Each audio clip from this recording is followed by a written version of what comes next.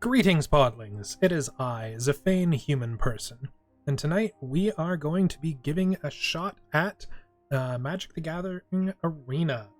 The new set just came out for cards, so for those of you who don't know, the new set is a a Dungeons and Dragons themed set. Specifically Forgotten Realms, one of their main sets that most of their books and stories have been set in for a long time now.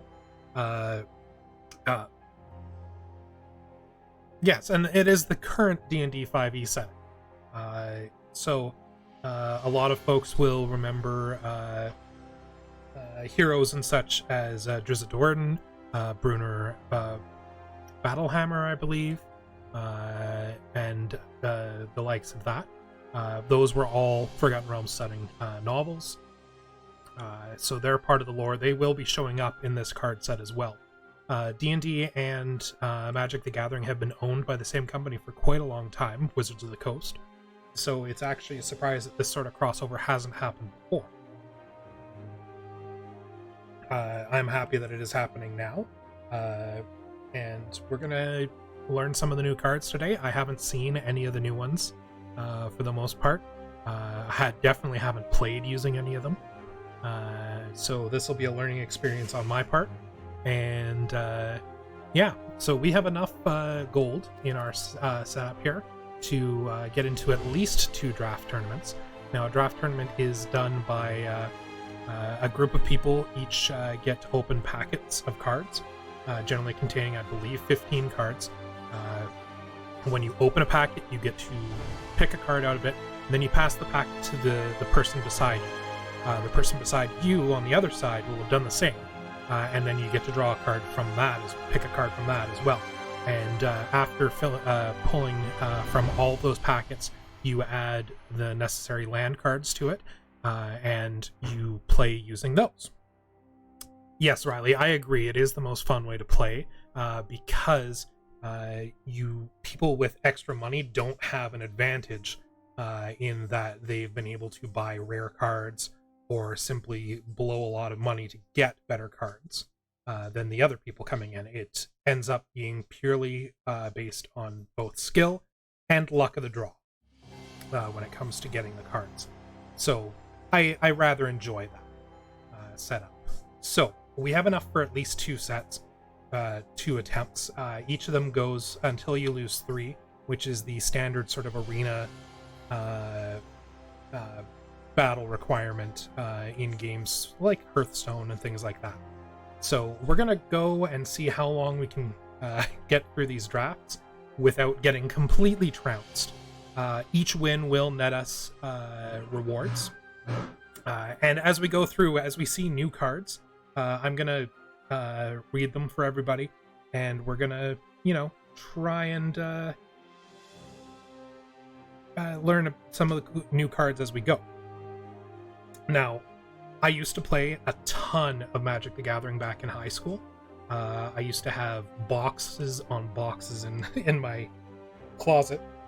But as I grew older, as I got into the further stuff in life, college and work and stuff like that, I just couldn't find groups that wanted to play. So I ended up selling all my old cards. But now with Arena here, I've been able to get back in without blowing, paychecks on new cards. So, what I'm trying to say is it's been quite a while since I've played. I've only picked it up the last couple of weeks here again, so I'm still very rusty. And we'll see how it goes. I'm gonna, so let's give it a shot here. What do you guys think? Should I go? We're gonna go with either traditional draft or premier draft. The sealed draft, unfortunately, is only by gems, and we don't have many of those to start with right now. We may win some. If we win enough of them, we can definitely try and duck into the sealed one. The sealed one will net us quite a lot of cards. Actually, they use a 6 14 card packs, whereas the ones that we're looking at actually going into give you 3 packs. So what do you guys think? Should we give the traditional or premier one the first go, and then we'll switch to the other one after? Oh yes, Riley, we're gonna do one of each at least. So Premier to start? Alright. Let's give that a go. So even if we win nothing, we will get an extra 50 gems and a pack. As well as, I believe, you get to keep the draft packs, what you get when you go in. So, let's give this a go. And I apologize if I'm slow to answer. The overlay that usually goes up here for me is not showing the chat right now. So I'm having to glance over at my other screen to see the chat. But, alright, we're gonna... no, Alex, you haven't missed anything yet. We're about to duck into the Premier Draft for Forgotten Realms. That'll net us 3 packets of cards, where we open them up, draft them with another 7 players, and try to build a deck out of them. So, what I'm going to do is the first one that we open up, we're going to see what cards are in it, and I'm going to see if we can't start a theme from that. That's what I usually do with a draft. The first thing you pull out, first card, you go, okay, here's the good card out of this pack. What can I do with it? All right, so we're going to get into it right now. That's 10,000 gold. And we're just going to wait for the rest of the drafters here. Woohoo! All right, we're ready.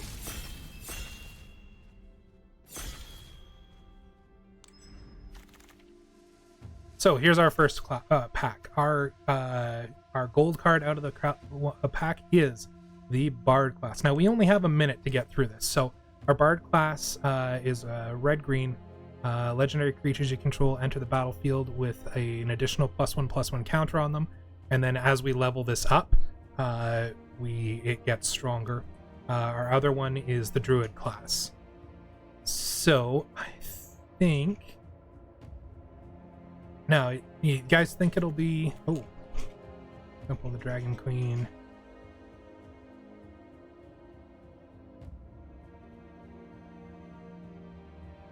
I don't know, Alex. Now the thing is, we also get to keep the cards that we pick, so it may be worth it. Sometimes it's worth it to pick the rare card out, but 8 seconds left.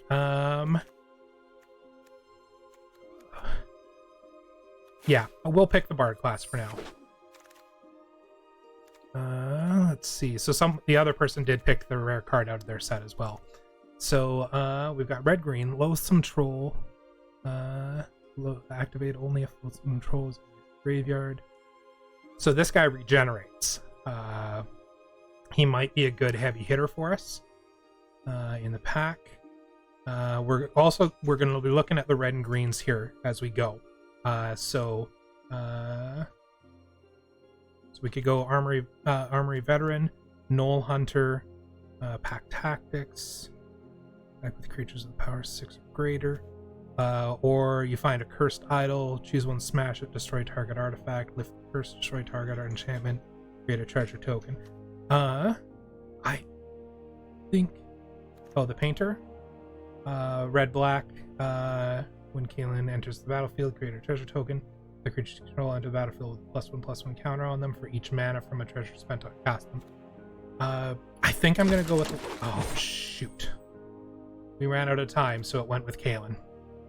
I'm gonna have to be a little quicker on these. Sorry guys. Hulking Bugbear or Direwolf Prowler. It's 2/2 and gains haste until end turn. 3/3 with haste is gonna be a solid pick.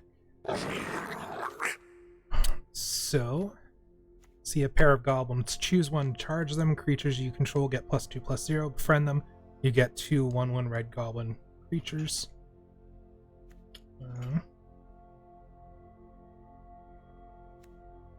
Compelled Duel. Target creature gets +3/+3. Must be blocked. Plummet. Where's Plummet? Oh, destroy target creature with flying. Yes, that is a good one. We'll grab that. Hunter's Mark. The spell costs 3 last to cast. If it targets a blue permanent you don't control, spell can't be countered. Target creature you control gets +1/+1 until end of turn, and it deals damage equal to its power to target creature or planeswalker you don't control. So we could boost someone else's. We can boost ours or someone else's. Mimic. We can add a mana of any color, or it becomes a shapeshifter until end of turn with base power and toughness 3/3. So, yeah, let's do the Mimic. Alright, Trickster's Talisman. Invoke Duplicity whenever creature gets +1/+1. Combat damage to a player. You may sacrifice Trickster's Talisman. If you do, create a token. Dragon's Fire.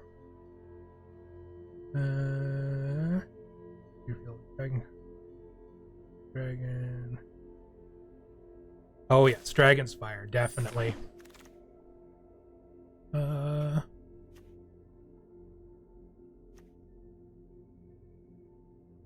Boots of Speed or Dueling Rapier.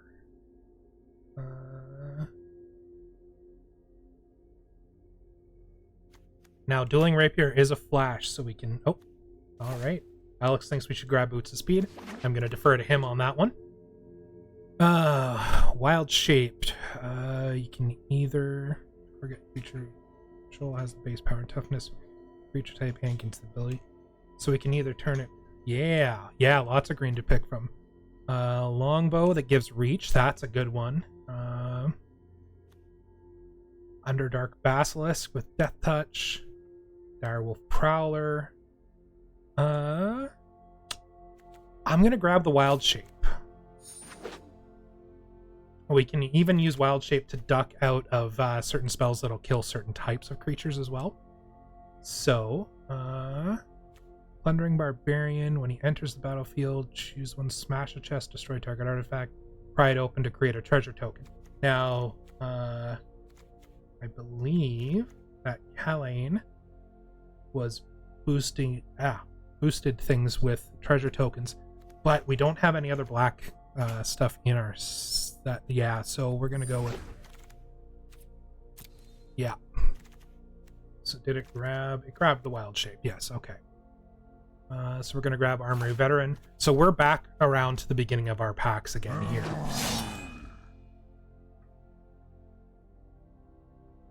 Oh, it gave me Hunter's Mark. Darn. Oh, well, actually, Hunter's Mark was good. That was the other one we were looking at, so. And Wild Shape must have been from the draft before, so. Alright. Oh no, we're out of our color now. So, you don't have to use all the cards in a draft, usually. So let's just see about cards that we like now. Let's go with Herald Healer. Herald of Hadar. Okay. Kick in the Door or Paragoblins. This one. Well, this one will give us a Venture in the Dungeon, so we'll go for that. Bull Strength. Thieves' Tools, which we won't be able to use, unfortunately. So here's the next pack. So the rare is Dancing Sword. Equipped creature gets +2/+1. When it dies, you may have Dancing Sword become a 2/1 construct with flying and ward 1. If you do, it isn't an equipment or equip 1. I'm going to take that, actually. It's always nice to be able to get a free creature after somebody kills your other one. Although that was a white, so that isn't going to help us in the draft here. That was kind of dumb of me. I did say I was kind of rusty at this. Yes, the Mimic could help, yes. So, let's keep an eye out for Mimics. So our red and green in this is limited to Valor Singer, Combat Inspiration. At the beginning of combat on your turn, target creature you control gets +1/+0 until end of turn. Or Elterguard Ranger, reach when Elterguard Ranger enters the battlefield, create a 2/2 green wolf creature token. What do you guys think?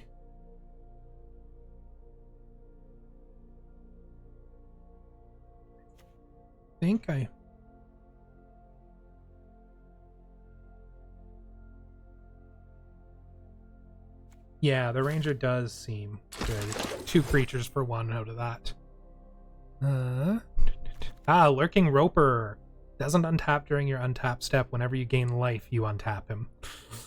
I don't have much life gains, so let's see what else we've got here. Hobgoblin Captain. Whenever he attacks, if you attack... Hey, we can give him first strike if everything has more than 6 power total. Or we can go with the Ranger's Longbow. Let's go with the Captain for now. Black Staff of Waterdeep, that's a rare card. But we don't need blue right now. Hoarding Ogre. Hey, we've got creature that every time he attacks can make a treasure token. Even better. Unexpected Windfall. Draw 2 cards and create 2 treasure tokens. So let's grab that one. It requires us to discard a card, but that's not an issue. We're making a treasure deck, it looks like. Which means we're going to have to toss in. Hey, there's another Mimic. Let's do that. So we're going to have to splash some black in here. Hey, there's Brunor Battlehammer. Or we're going to have to find something that can create a mana of any color. Which, now that I'm thinking of it, if we had grabbed that Dragon Queen layer back, then well, let's keep the black low.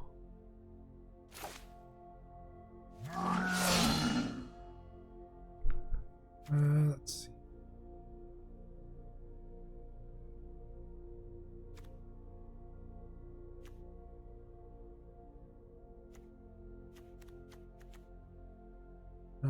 Jaded Sellsword. Let's go back.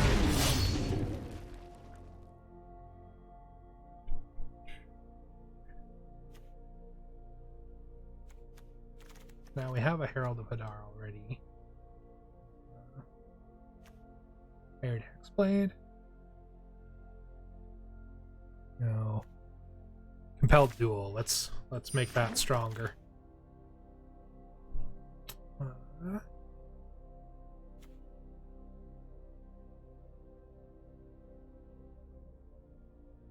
Let's grab the Thieves' Tools, because we are trying to mix a bit of black in.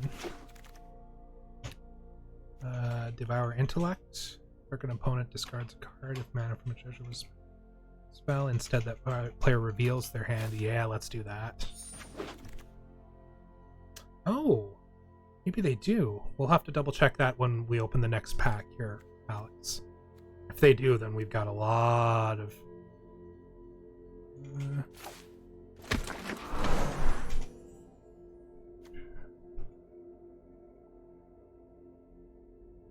Yeah, returning creature cards from graveyards? Heck yeah.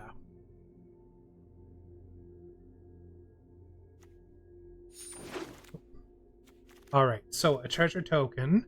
Yes, add 1 mana of any color. Oh, we're good. Hey, we've got the legendary Planeswalker.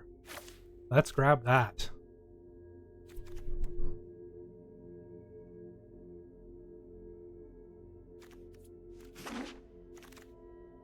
That is excellent. Mordenkainen? Let's see.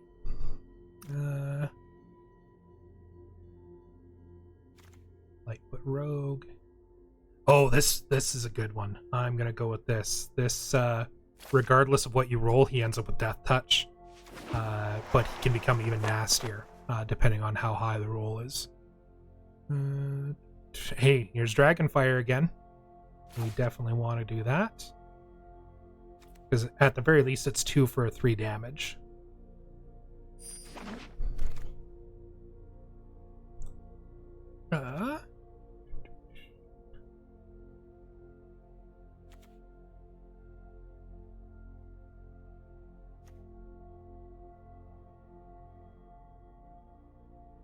Yeah, let's grab find the path, because that can make any land that we end up using create 2 green as well.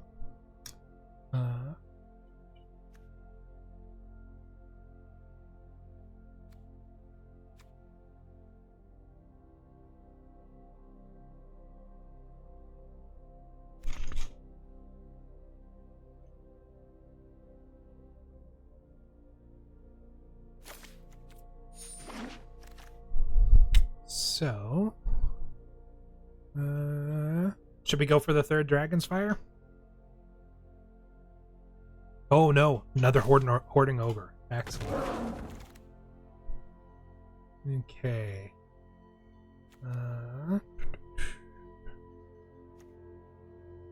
Another boost of speed.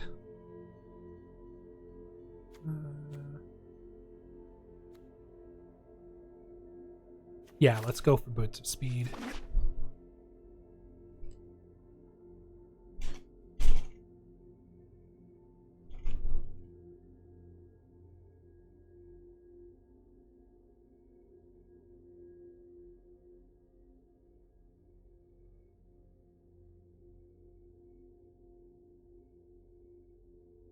Yeah. Also for a dragon, because that'll boost our dragon's fire here.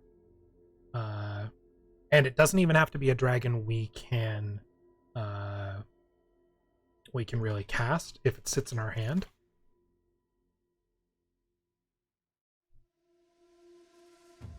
Yeah, I know, right?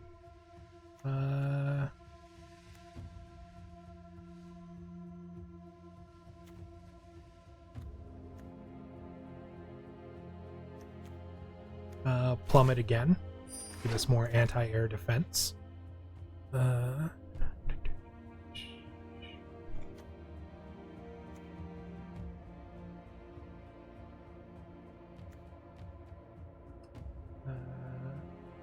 Let's give a null camp.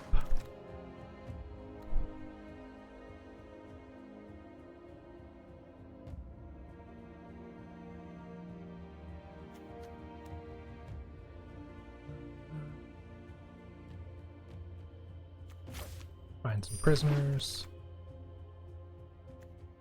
Here we go. Yeah. If we can get that one out on the board, at the very least, we can start chipping out people's stuff.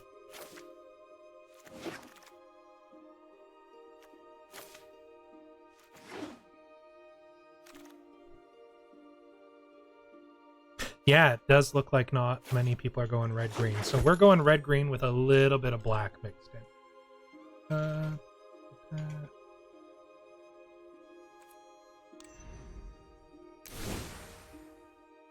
So, we want to make sure... So we're going to get rid of the plains, and we're going to get rid of our... Or actually, no, we don't need to do that, do we? Because we can create anything of any color, even that one dancing sword that we got is a playable card because of all the treasure tokens we're looking to build. So, I think we're ready to go. How about you guys? Shall we get this train wreck on the... We're going to give it a nice card back.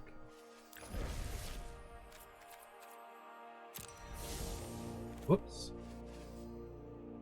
What happened there? Oh, goodness. All right.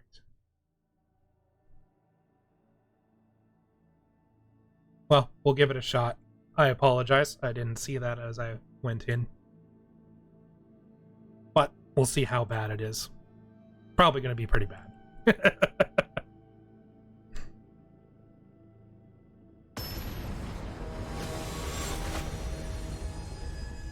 Yes, first round on a new deck.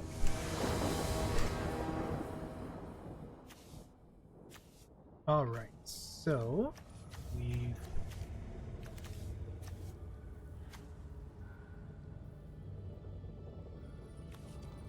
I'm gonna mulligan this hand, just because I've only got the one forest, and everything else is decent casting cost. So now we've got 2 of these. I think we're going to be okay.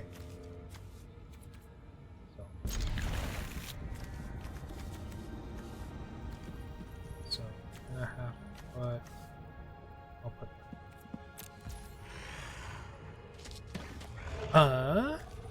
You know what? I didn't look at enough of that, unfortunately.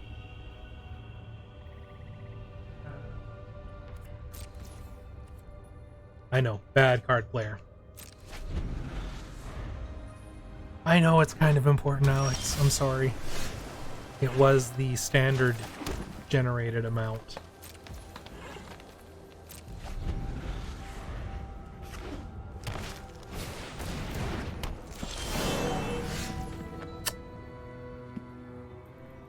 Yes, you can swap around between rounds.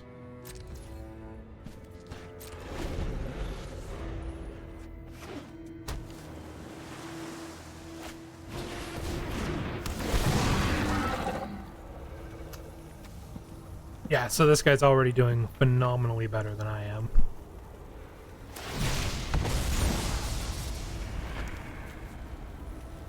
So he's started... So one of the things on this set is dungeons. So each card you play that advances through the dungeon, basically you can start choosing the sections that you go through, and yeah, it rewards you as you get to the end.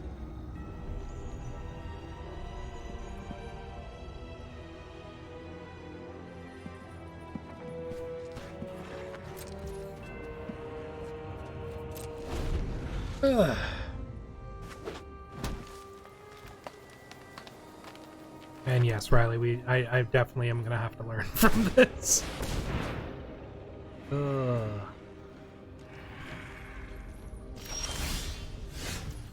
Wow, you know what? I'll just play that. Devour Intellect. Make him discard something.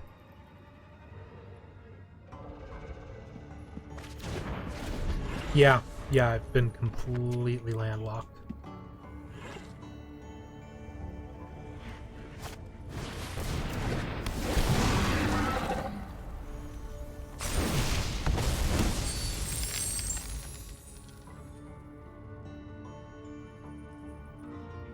Yeah.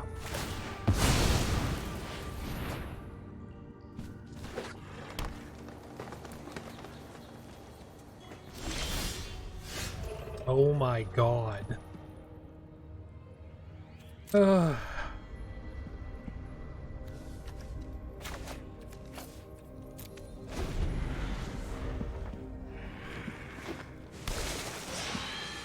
Yes, it is a good opportunity to see it. So, now the upside he's having with Gretchen Twitchwillow here is he's able to basically play 2 lands a turn. So now I can start a venture into the dungeon by moving this, casting this. It'll move a target creature card from my graveyard, which is the one I discarded, into my hand and venture into the dungeon. We might as well, because we don't have anything else we can do at this point. So let's pull it, see what happens.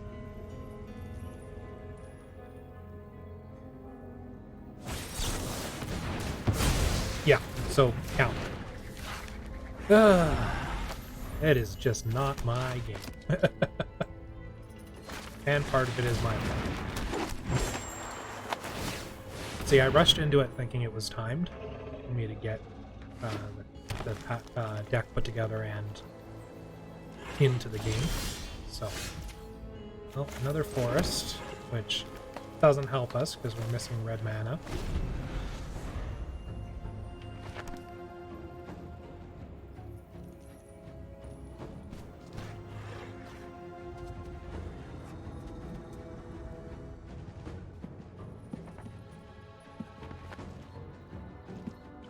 So yeah, there's some interesting cards in this set. Even some of the lands have been themed after Faerun lands. Poker job. Wow. I'm just not having any luck here.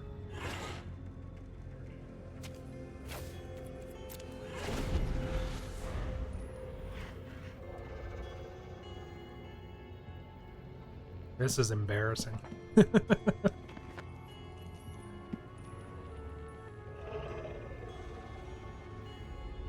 But you get to see a perfectly normal human get beat up. At least that's entertaining. Yeah.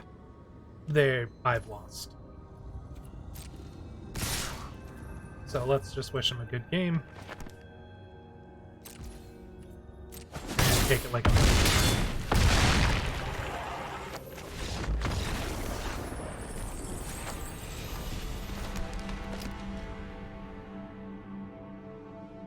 So, that is a solid lesson. So I'm going to need your guys' help in... Yes. So, the first thing we're going to look at is our lands. We had 5 forests, 5 mountains, 6 swamps, and a plains.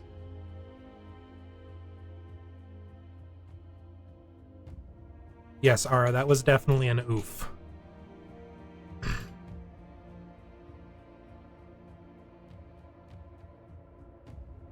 Oh yes, it was 60. So let's see what we can trim out. Let's see what our curve is pretty nasty with 2. So let's trim it down to 40 as Alex suggested. So what do we think we can trim out? We can probably get rid of the plains, the one plains sword, a weapon that we've got in here. So we'll start with that. Legendary creatures and planeswalkers. Don't think. I think we only had 2 legendaries. We have the Kelain, and we had Eliwick.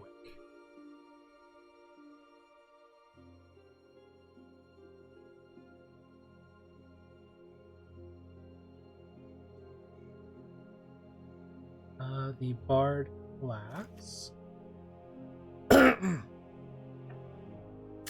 Oh yes, that was for legendaries. So we really don't need that in there. And that's the card that spurred all of it off for our color.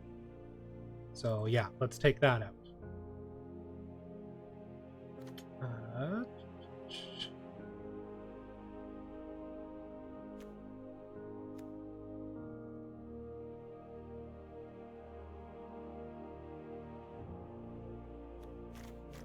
Yes, they are sorted by mana cost. The lowest cost at the top, highest cost at the bottom. My low-cost creatures are... Oh, you've got to be kidding me. My lowest cost creature is the Hobgoblin Cap. And then these instants that allow me to...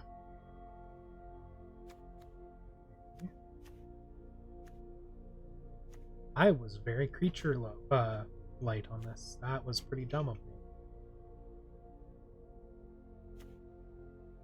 Really, really dumb of me.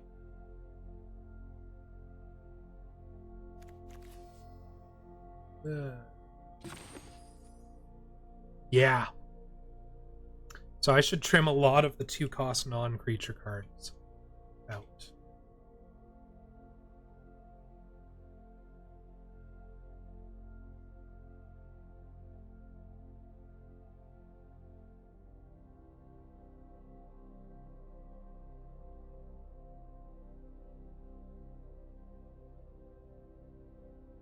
Yeah. So let's see what we got.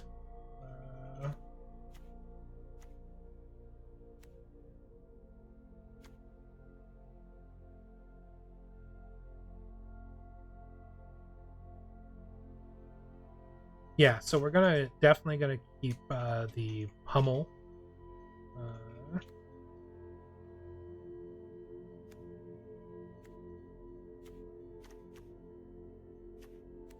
Let's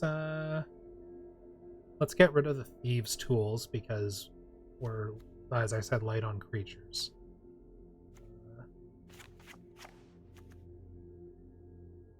Just gonna keep that.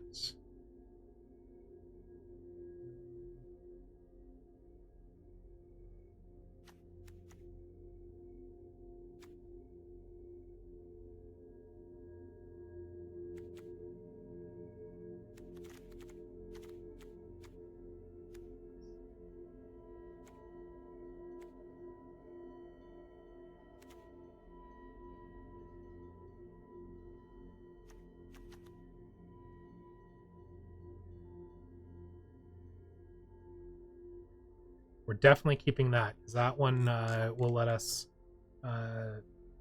cast as if that one of those creatures. If we had a creature, we can definitely cast it.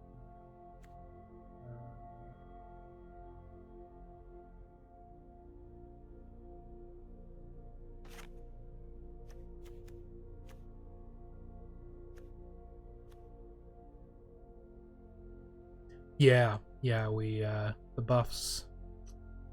Ranger's longbow gives it +2/+1 and reach. The reach is a big deal. But again, as you said, buffs are not as important if we can't get the creatures out. And what few creatures we have.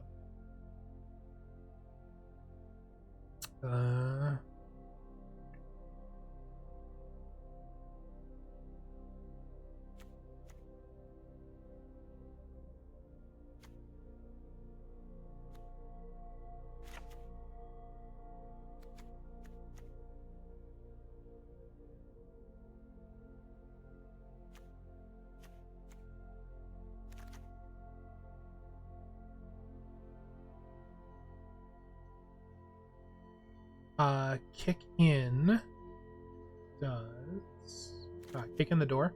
Put a +1/+1 counter on target creature. It gains haste until end of turn and can't be blocked by walls. And venture into the dungeon.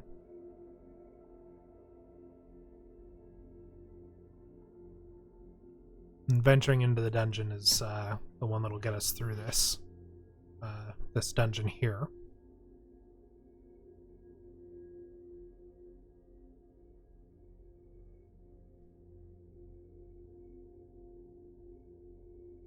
Yeah, not a lot. They only cost one, unfortunately.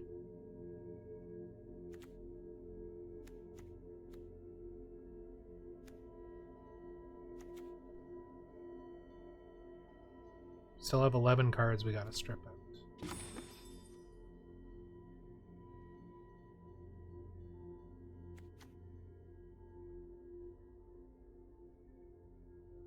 Hopefully this isn't too boring for the folks watching.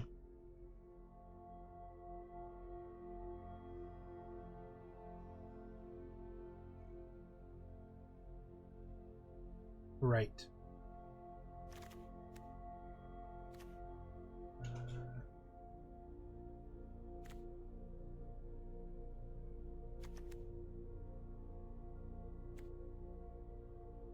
Now, Boots of Speed are nice because they're a 1 casting cost equipment, and my Armory Veteran, as long as it's equipped, it gets Menace, and that would give it Menace and Haste.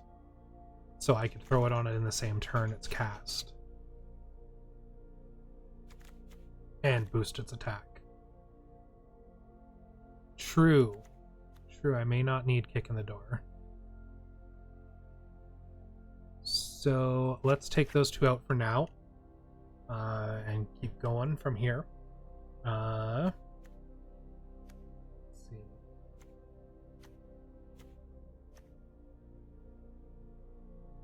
Let's get rid of you find some prisoners for now.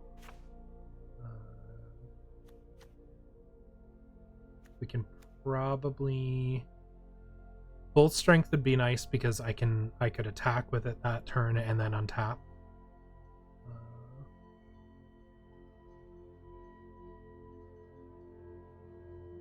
But see, Dragon's Fire as well is good because it's direct damage, but it can only target creature or planeswalker. And I don't have any dragons in the deck to give it the boosted effect.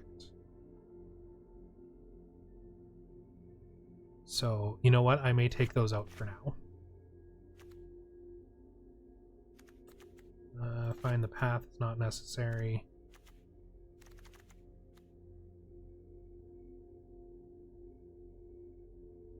It would be nice to be able to add more green mana, but I can't cast it without green mana to begin with, so... I don't know anything about the set, Alex. That's the thing. I'm going into this blind intentionally, for the most part. So I didn't want to have spoilers before everybody else saw it as well. Let's see how our curve's looking. Still that huge, but we're down from 21 non-creatures in the deck to 14 now, so that's another good go.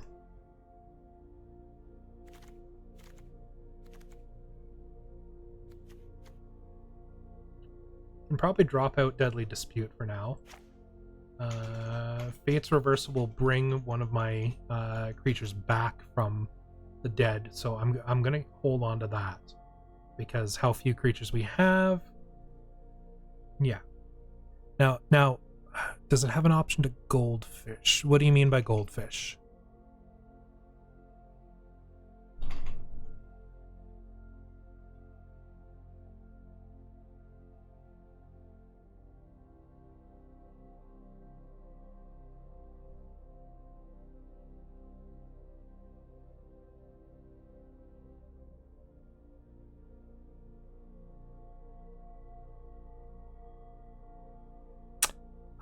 No, I don't believe with the draft that it does. Although, if I save the deck, I might be able to do that in a play version, which is against another opponent but doesn't count against anything.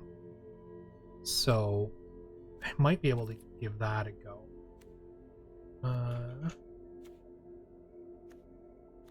But there might be a time restriction on each of the draft turnings. I'm not 100% sure how they're doing it.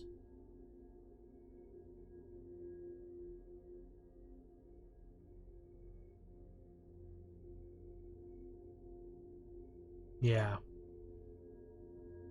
So, let's see.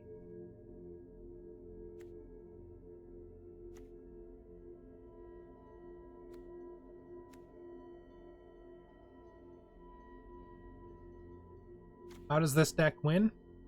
I'm not sure. It's gonna have to be a pummel. Beat them up. And the unfortunate part about that is with the draft, because it's timed, it's you're quicker. You have to choose your cards quickly. And with knowing little to nothing about the set, pre-planning was next to impossible. So, now we've got it down to 44 cards. Maybe we can give it a go, see how it does.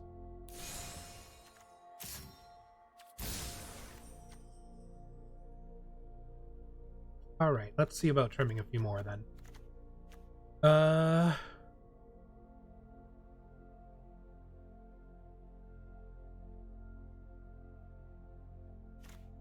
Curve one more time. Pretty much still the same. Most of our cards are in the 12 and 7 value range. Or sorry, the 2 and 4. We got 12 cards in one, 7 in the other.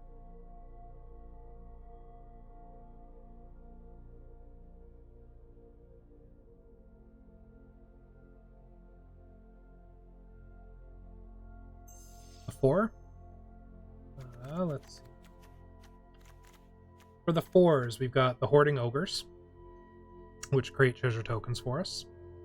The Jaded Cell Sword. If mana from a treasure token is used to cast it, it gains first strike and haste when it comes to battle. Unexpected Windfall, which we sack or discard a card and draw 2 cards and create 2 treasure tokens. And Eliwick, Tumblestrum, which ventures through the dungeon. We can use her to look at the top 6 cards of our library to reveal a creature card and put it into our hand. If it's legendary, we gain 3 life. Put the rest at the bottom of the library. And when we get her up to the full, we can put an emblem in play that has creatures you control have trample and haste, and get +2/+2 for each differently named dungeon you've completed. As well, we've got Hunter's Mark and Inspiring Bard.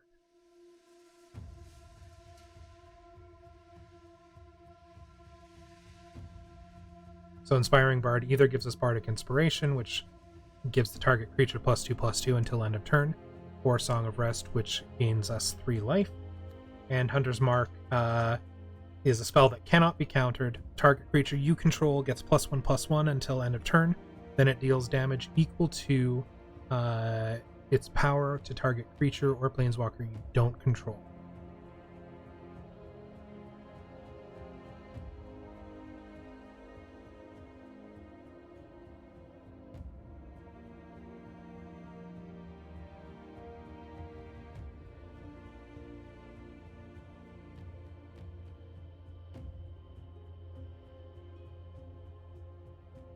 The early treasure making cards are Mimics. They basically act as a treasure card because they're an artifact treasure. We've got let's see what else.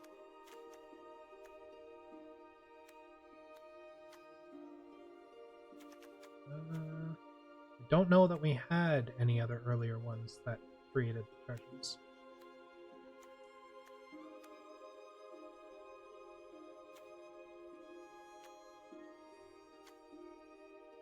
Yeah, the earliest one is the Hoarding Ogre. Oh yes, Thieves' Tools.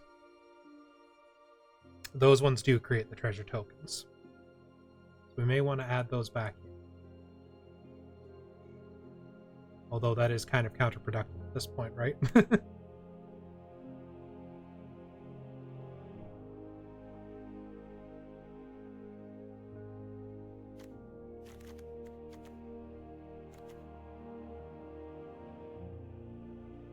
True. So let's add 2 of those back in. Or 3, yes. Let's go for 3. The other nice thing about them is the Thieves' Tools. If you pop him on the Armory Veteran, because he's a 2/2, he cannot be blocked. And he has Menace. So, you know, even if he could be blocked, they can't block with any less than 2.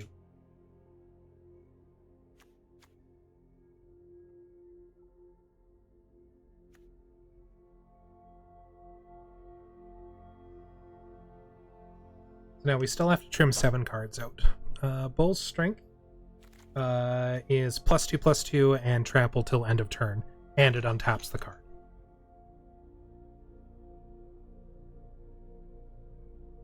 Devour Intellect makes the person discard the card, or if I use mana from a treasure, they basically have to show me their hand. I can pick a card from it, and they have to get rid of it.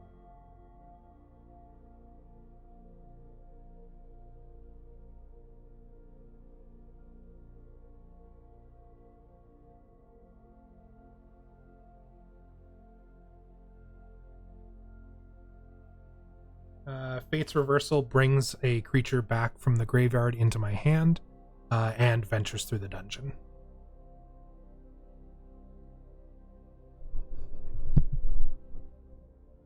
And with the limited number of creatures that we have, I thought that was a good thing to have.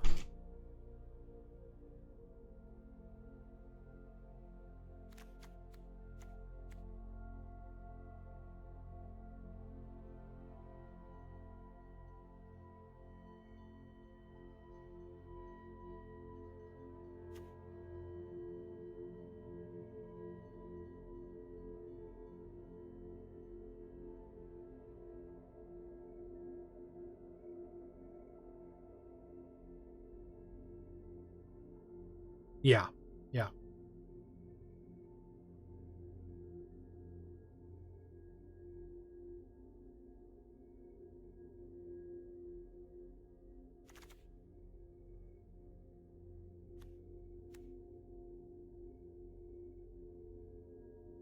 Sylvan's Shepherd might be worth popping out.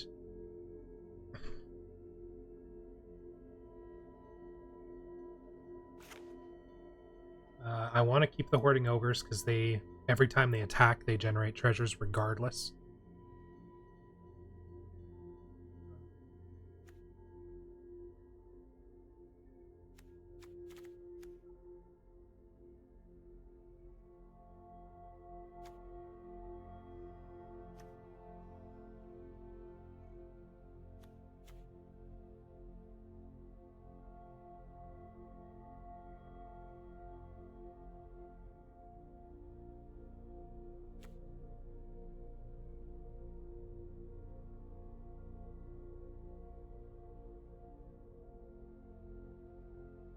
Ugh.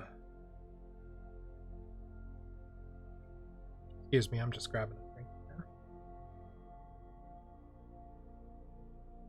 here. Yeah, Bull Strength might be worth cutting. I might do that. Alright.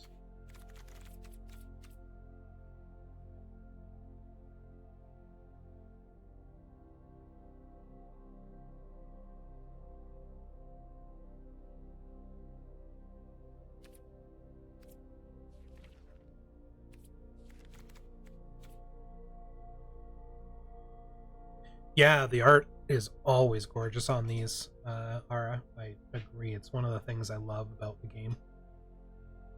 Yeah, we're trimming it right down there, Riley. We got 5 more to trim out. And it's getting harder and harder.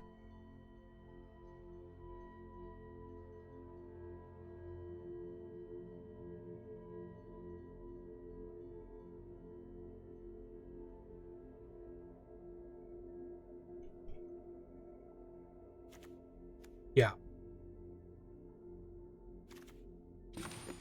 Still heavy on the 2s, yes.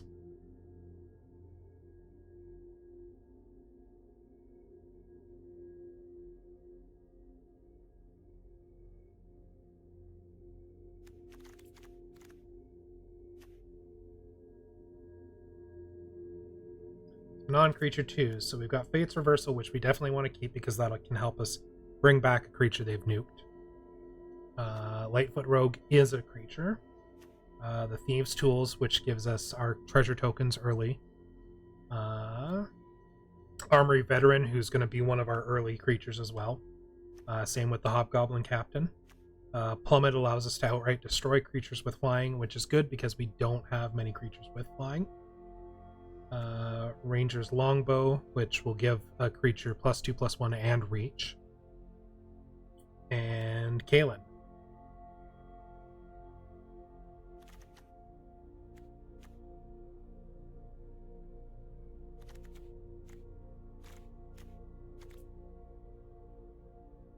First of all, Riley, I think you might want to put cards at the end of that.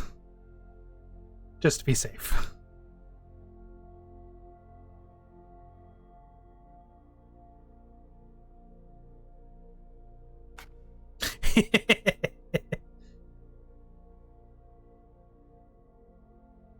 Just so nobody has a misunderstanding. Hobgoblin Captain, he has Pack Tactics. It's a 3/1. Whenever you attack with creatures with a total combined power of 6 or greater, he gets first strike.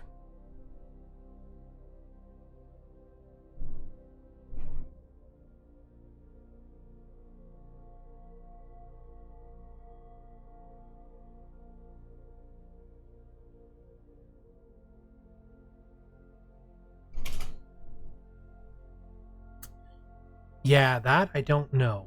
So, you know what? He may be worth cutting right now. We'll see how the combat goes in our next battle and go from there.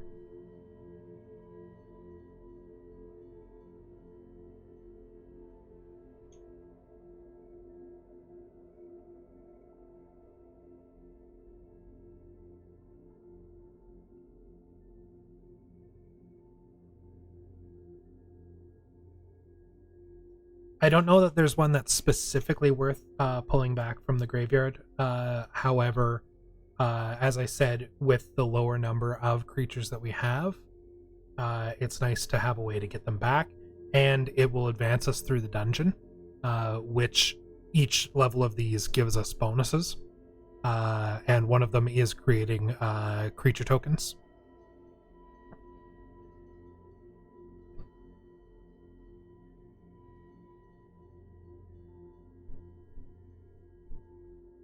So,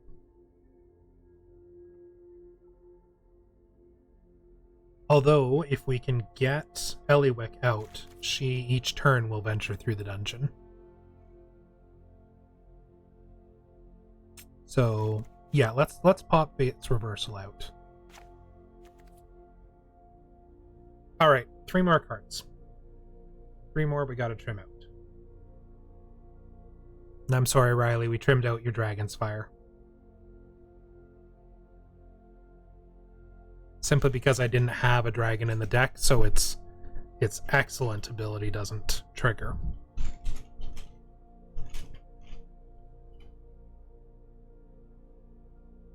Wild Shape. Yeah, that one has to target a creature I control. So it basically turns them into a different kind of critter. It is only for that base. Yes, it is a treasure-themed deck still, Riley. You don't have to worry about that.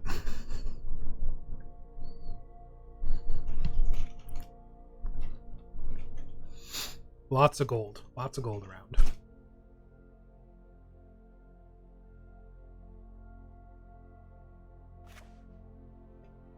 Yeah, Wild Shape does seem like popping. Good to pop out.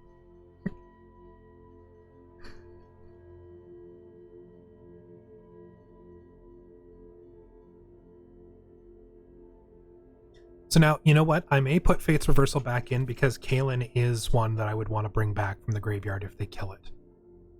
Because that is the one that's boosting other creatures as they come into combat from the treasure tokens spent on them.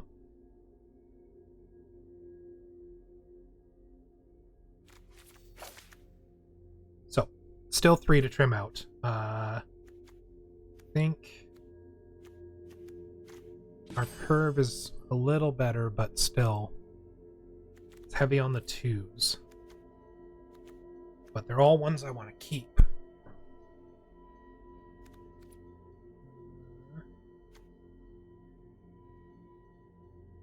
Three fire. Oh, like the Hoarding Ogre? The Hoarding Ogre generates treasures every turn it attacks, regardless. So we definitely want to keep him. The Jade Sellsword is a 4/3 that gets haste and first strike if we bring it into combat with, or bring it into the field with our treasure tokens.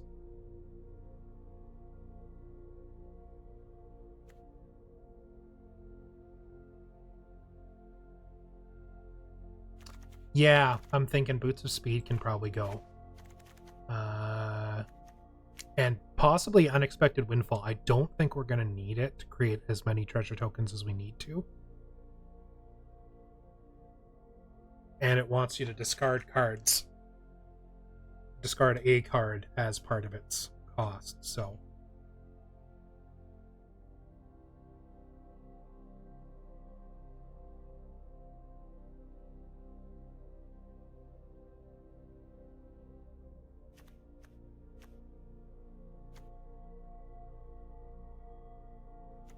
Actually, you know what? I may get rid of the Hunter's Mark.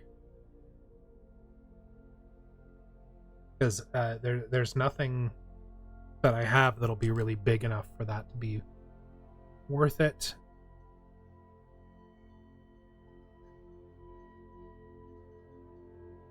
And it doesn't, can't use... Yeah, I think, so let's pop that out of there. Alright, so 6 swamps, 5 mountains, 5 forests. Seems about a good distribution for the lands.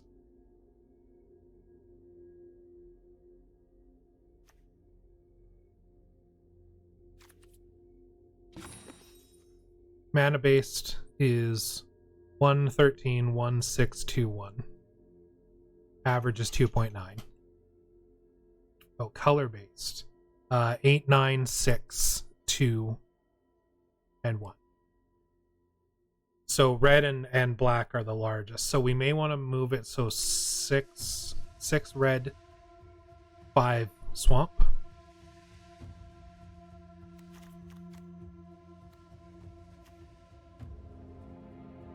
Possibly.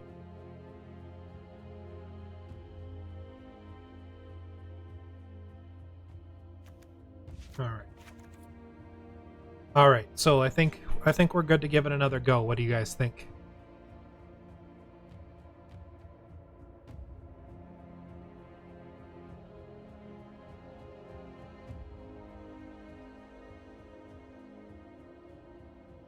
All right.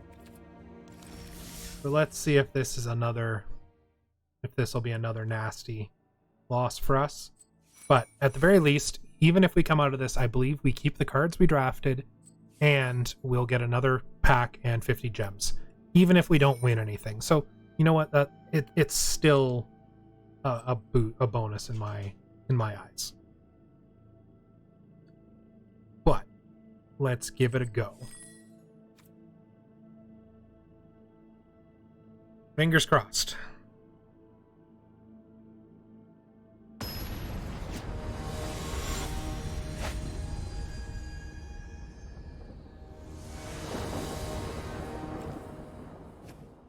All right, so right off the bat, we've got a Swamp Forest and a Mimic, which means we can cast basically anything we want that comes in. So I'm going to hold on to it. Let's keep those.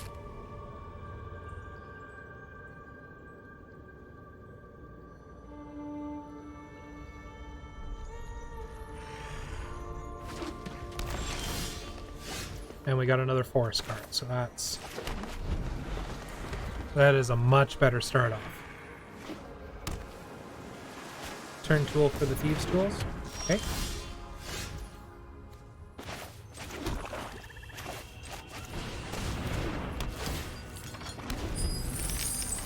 Yes, you're right.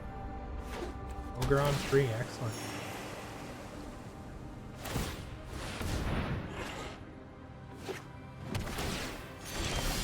So he's leveling up his class already. So we're gonna play another forest into play. We're gonna play our hoarding ogre. This guy will give us a red. And there we go.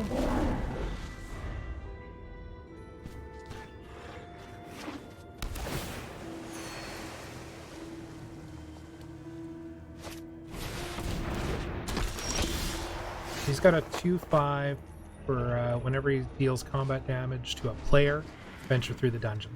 So we're going to want to make sure he doesn't do that. So I think we're going to equip the Thieves' Tools, yes? No? The Ogre's ability is every time he attacks, we roll a d20. He creates at least anywhere from 1 to 3 treasure tokens.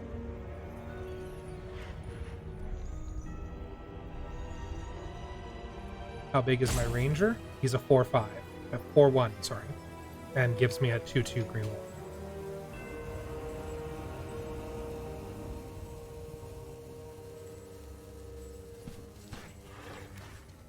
All right, but if I attack right now, he's going to block it.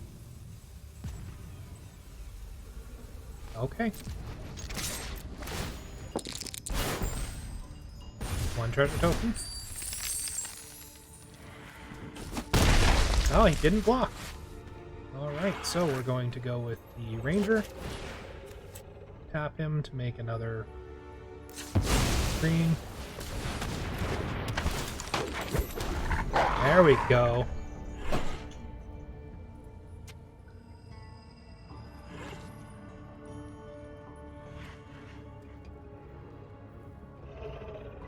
See, my instinct would have been to put the Scion of Stygia, Cone of Cold, enters the battlefield, tap the creature. Doesn't untap during the next phase. So that. Alright, so should I let him hit me, or... No? No. I'm gonna block with the wolf. Yes. Alright. So this turn, we're putting our forest down. I'd say we toss them... Oh. We want to toss the Mimic down. Make our Ogre... Yeah, let's take our Thieves' Tools, put them on the Hoarding Ogre, and make them unblockable.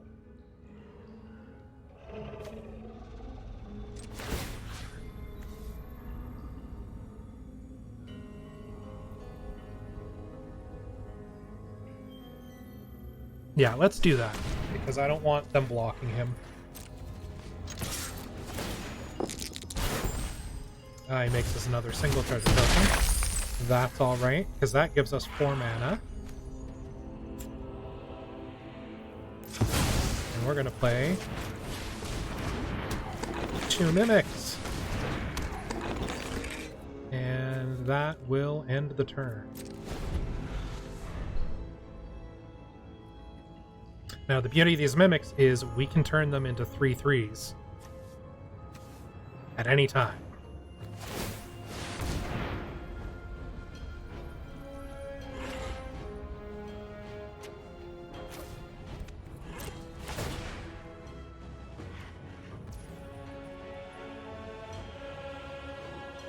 Yes, I know they need the mana to turn them into critters.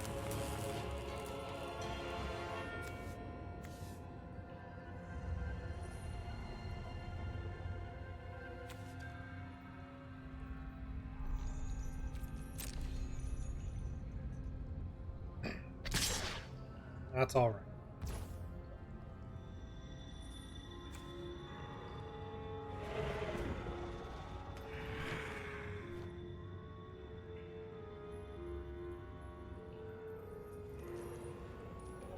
Yeah, I could have used it to block this turn, though. That's the problem. So we're gonna have to take the hit, unfortunately, and that lets them venture in the dungeon.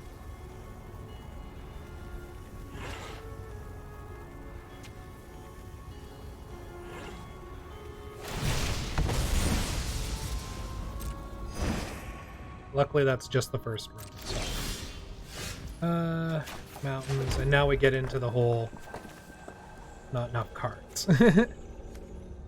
So what we're gonna do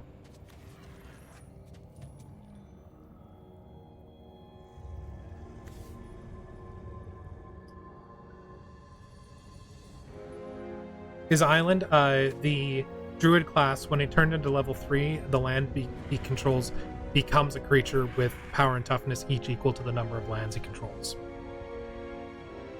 So that, yeah. But it's tapped because he had used it for mana already. So he couldn't take advantage of the haste that he has. So we're going to attack with our unblockable ogre. Get another treasure token. We're going to keep our ranger viable for blocking, as well as both of our mimics.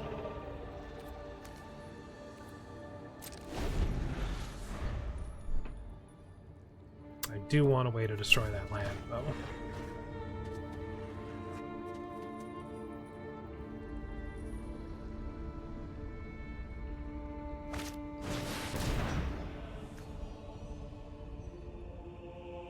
Yeah, double block would do it, but it would kill at least one or both of the critters.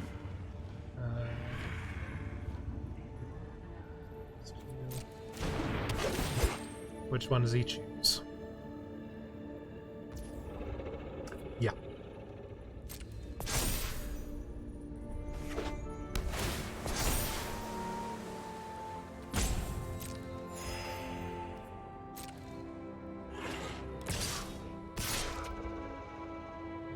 So, what do we do here? Do we...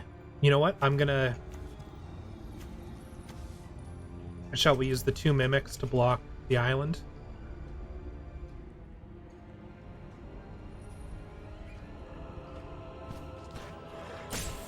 And kill it? That's what I'm gonna do.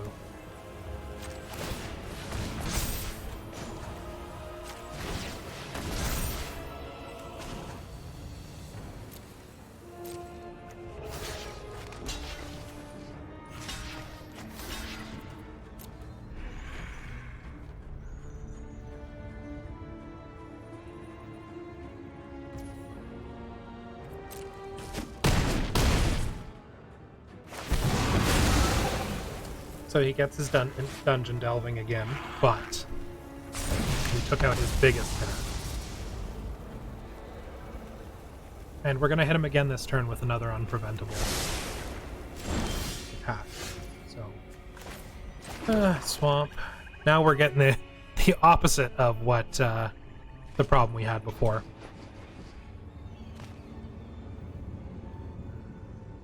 Yes, you're right. Card draw is always good. So,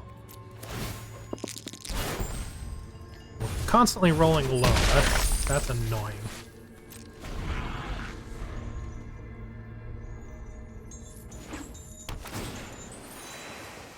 Some of these maps have things you can tap on. Oh, there we go. See? When eccentric apprentice enters the battlefield, venture into the dungeon. Of course. Oh. Top. Why did I skip? Oh well, I'll do it when this resolves.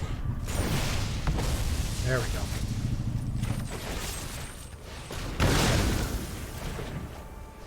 You get your fancy little delve, but that's it. Contact other plane. So he gets to draw 2 cards. Good for you, buddy.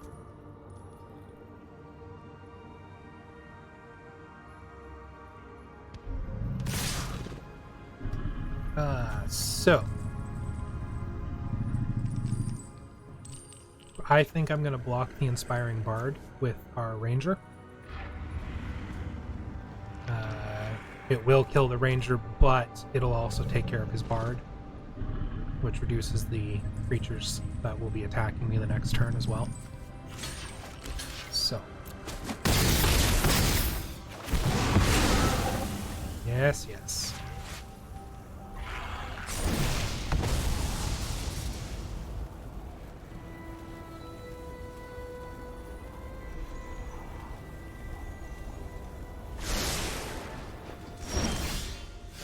Ah, here we go. Herald of Hadar.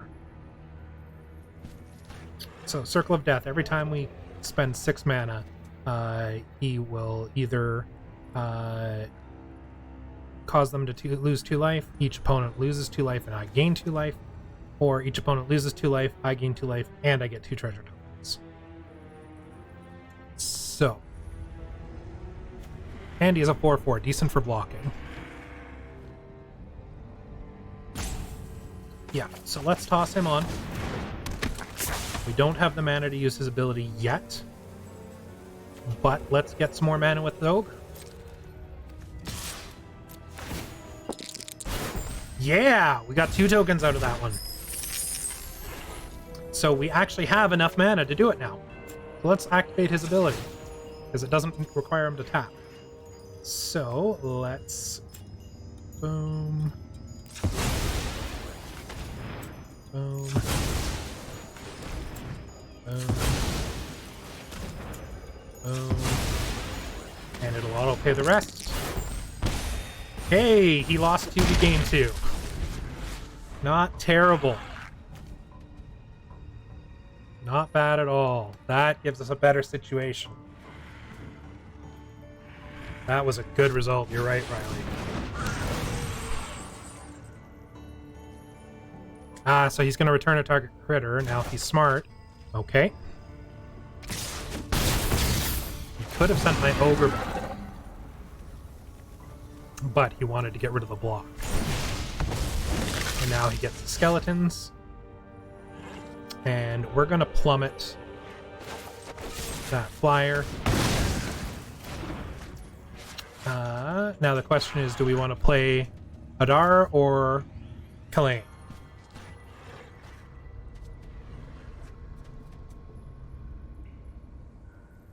Yes, we want to attack first. Thank you. So let's do that. We get a treasure token. So now, do we want to play... Yes, if we play Kalain, we'll get another treasure token, and then we can cast Hadar. So Kalain first. We get another treasure token, and we cast Hadar. Okay, with treasure. Boom. Yes! With the tokens. Heck yes.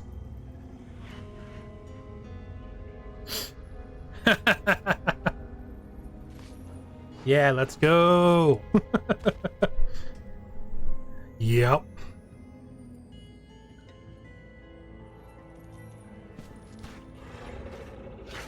However, it turns out this was a much better game than last time.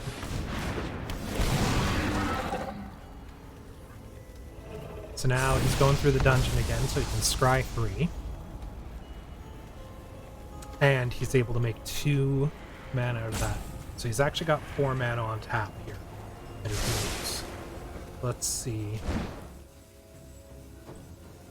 What is he gonna do?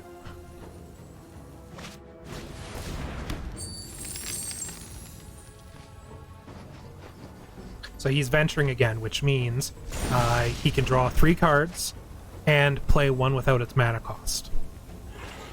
So this could be bad.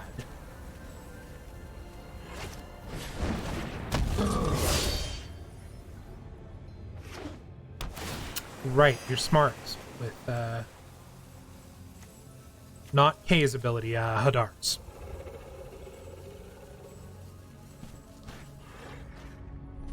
Now the thing is, he's got this 4/5 out here, but all he can do with it is attack me. He can't block the one guy that's going to keep hitting me. Now, Inspiring Bard, I could use him to bulk up a guy, however, the Hoarding Ogre can't, he becomes blockable if he gets above 3/3. So, question is what I want to do. Yes, you're right. So let's swing. I'm going to keep the Hadar in reserve, yes, you think? Or shall I attack with him?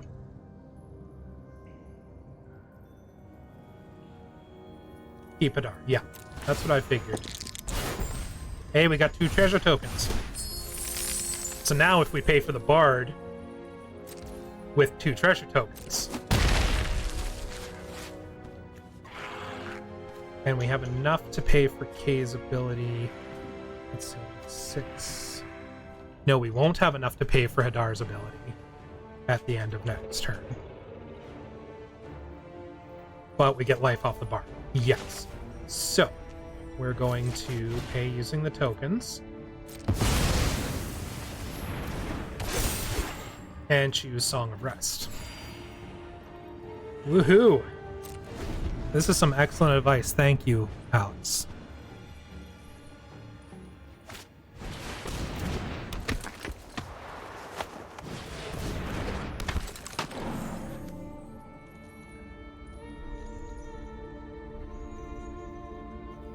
He is a smarty pants.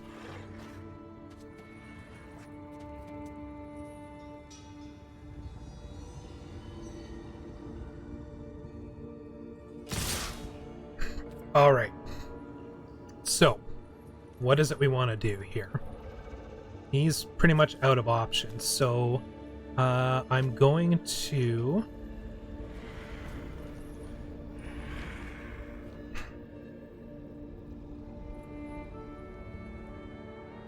Yes, so I'm going to be blocking the Rhyme Shield with Herald of Hadar. The Inspiring Bard I'm going to use to block... Let's see. Nope, we're running out of time here. Yeah, stop his dungeoning with Seeker, and we'll block one of his skeletons.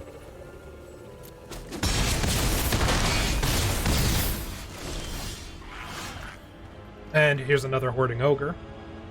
However,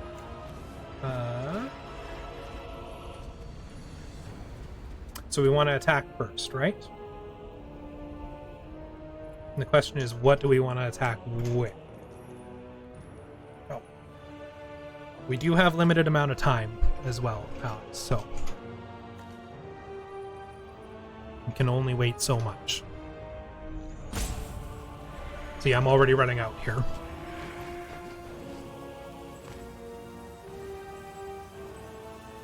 Yeah, that's what I figured, was only the ogre, so.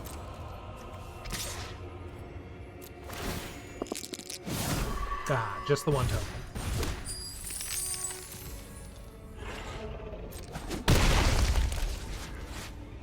Then treasure in the new ogre, yep.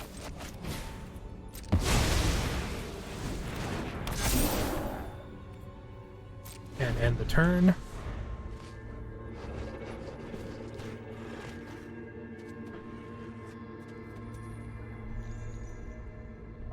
He is hurting.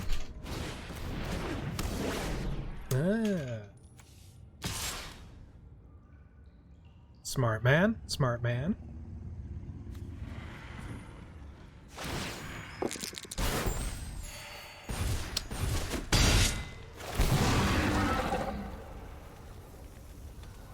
Venture into the dungeon. What dungeon does he have?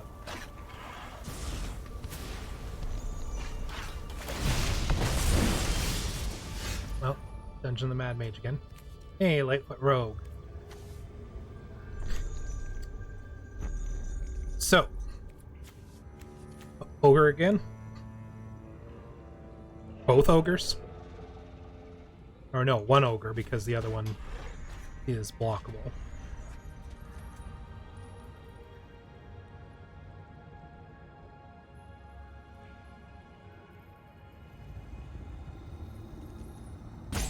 Alright, ogre first.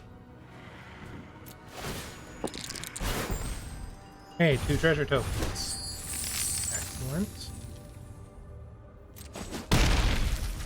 Alright. Oh, is that 7, 9? Not enough to treasure the rogue in. There's a 4-3. Yes, and then we can herald on his turn. Good idea.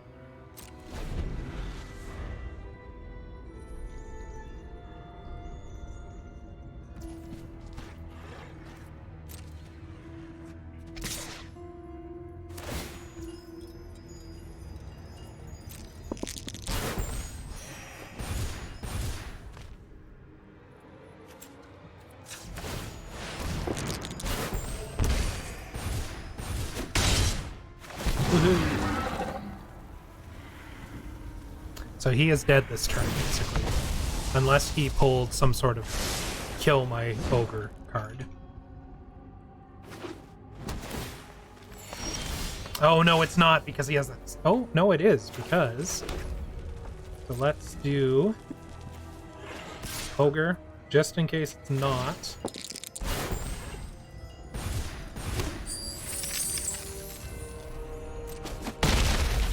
And then we'll say good game, because we are good sports. Win or lose. And Harry. And that is a victory. Thank you, Alex, for the coaching on that one. That was a very close fight. Yes, a dark clutch. Well, it's a good thing we didn't lose then, Ara, right? Alright, so that secures us 100 gems and a pack. Shall we try and go for 2 packs? Let's go for it.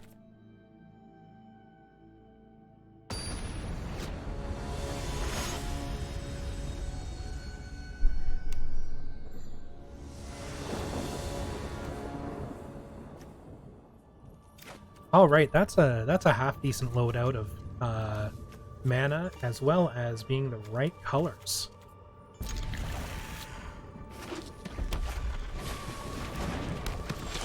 Immediately puts out Boots of Speed. Smart. So we're going to go with a Forest first. Next turn, we'll throw a Swamp down and a Thieves' Tools.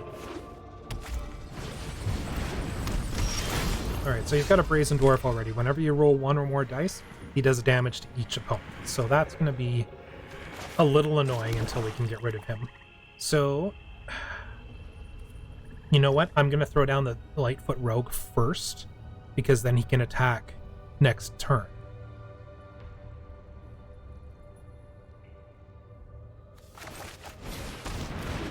If he'd had haste, it would have been a different story.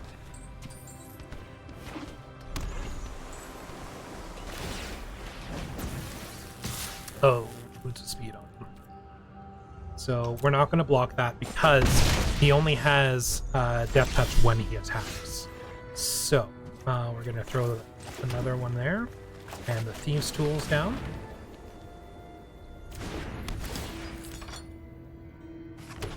We've got our treasure token. Now if we wanted to, we could equip the Thieves' Tools. No. Because his Death Touch is the whole point.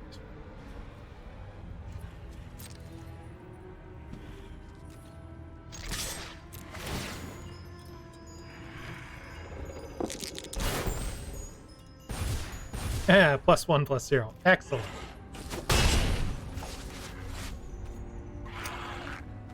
So should I throw down the other Thieves' Tools? No, because that'll consume the treasure and I want to build those up. Yes, next turn we do have a Ranger. Ah, he's got the Jade Cell. Alright, so there we go. And here comes our Ranger. And his 2/2 Wolf. And we're going to attack again.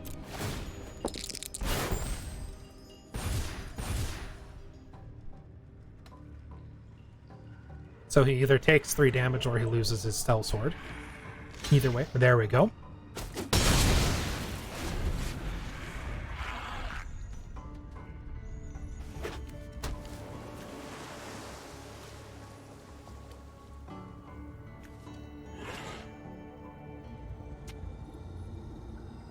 Yeah.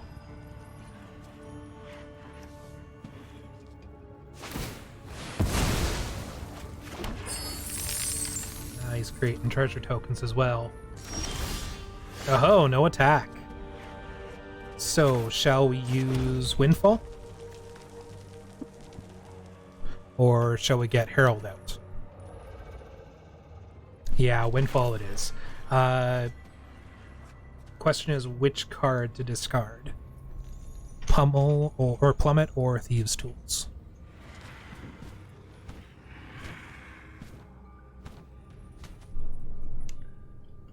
Yes, he's blue. Okay, keep Plummet, so we're gonna get rid of Thieves' Tools then. Aha, there's our painter. And our longbow.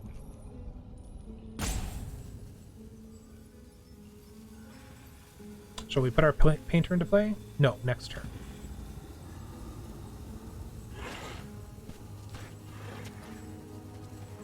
Yes, you're right. More treasure, more painter powers. Oh, no, no, no. I don't want to be attacking. Ah, wrong button. Oh, God.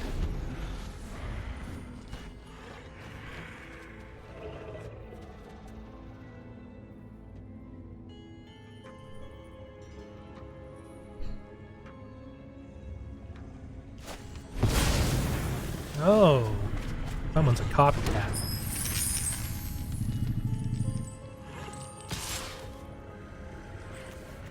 So I'm going to block that with the Ranger, I think, yeah?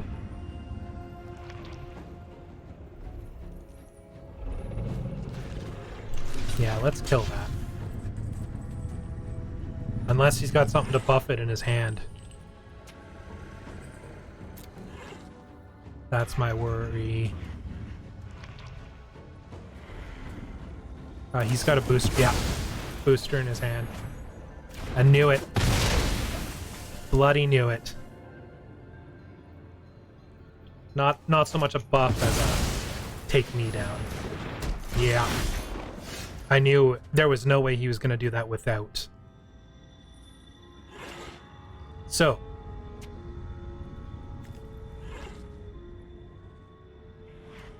Painter first, yes. Then the question, do I put out Herald or do we put out the Sellsword?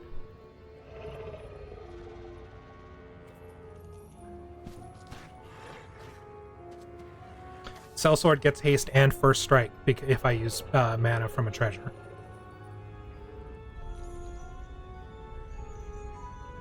Full treasure Sellsword, yes. So we're gonna go ahead. Because I don't trust the auto pay on this. And then we auto pay the rest.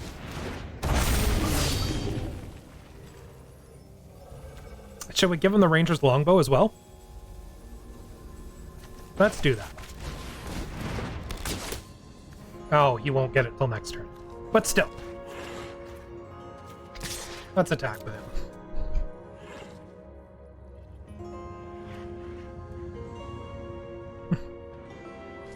Block it or get hit.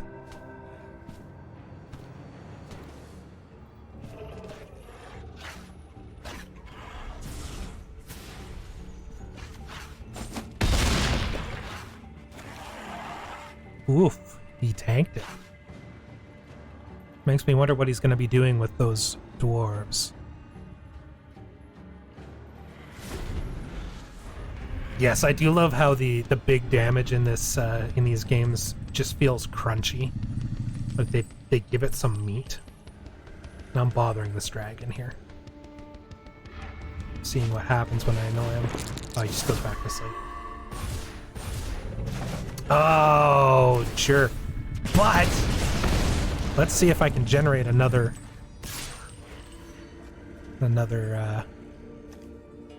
let's take that hit. Let's see if I can generate another treasure. And we'll throw the Sellsword back in. So let's get that swamp. Don't have any treasure tokens.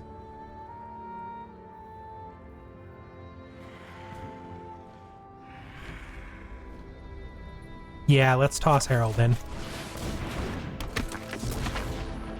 No attackers this time.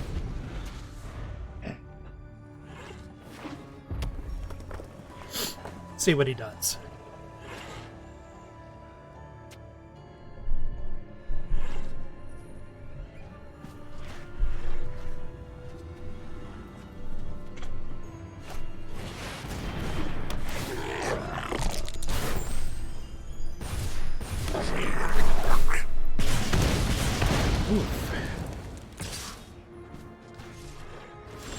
Yeah, I better not attack this turn. So, no way to generate tokens this time.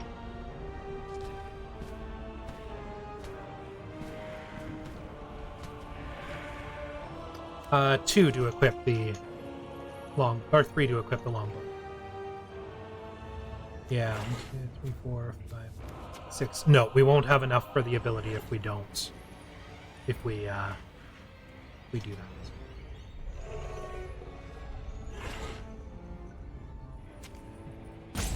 My worry is, yeah, okay. So we're gonna sit on it. No attacks. End turn.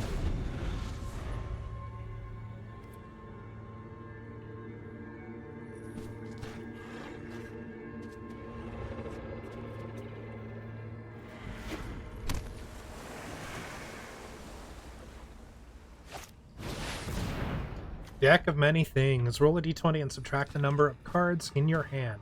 If the result is 0 or less, discard your hand. So he's going to be at least draw 2 cards. At 20, put a creature card from any graveyard onto the battlefield under your control. When that creature dies, its owner loses the game. Now, does that mean the person who... Jesus. Yes.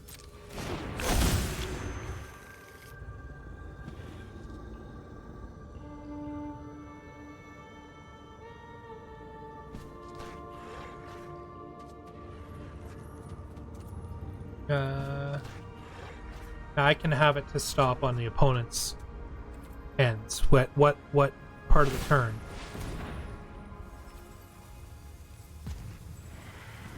End step. Alright. Resolve that.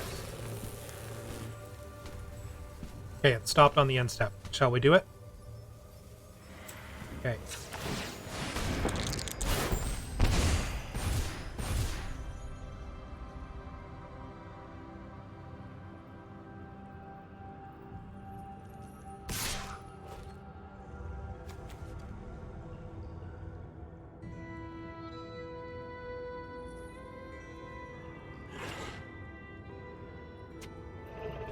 Yeah, apparently it is still attack based.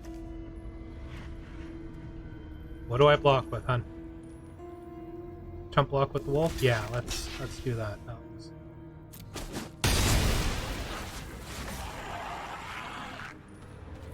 Alright. Inspiring Bard. So the question is, do we want the 3 life for him or the chip him down and get me 2 life for the next turn?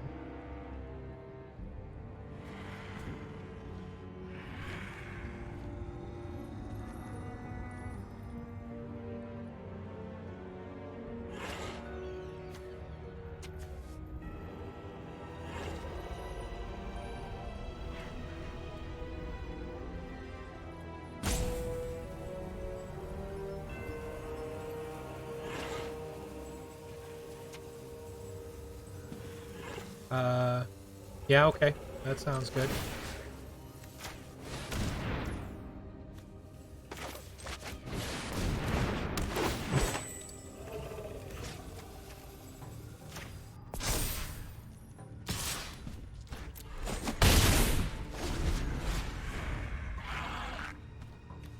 Okay.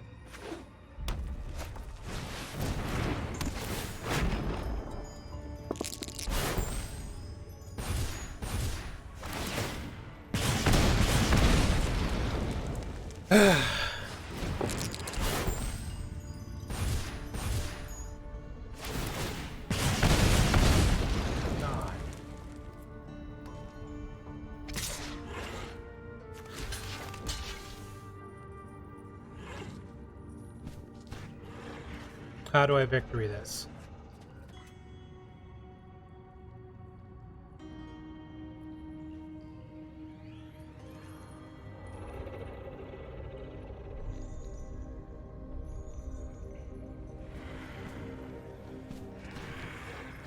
I have 1 mana left right now. Yeah. So I'm going to block this.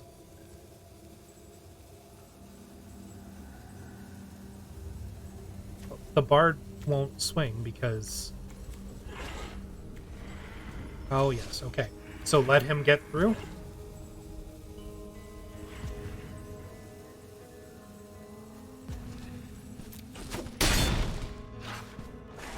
Yeah.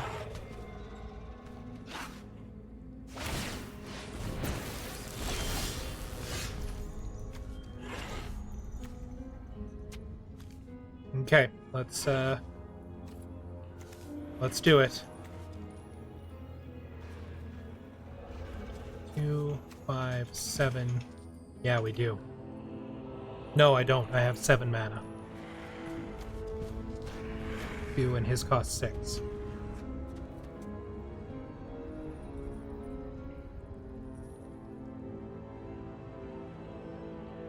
Can I block enough?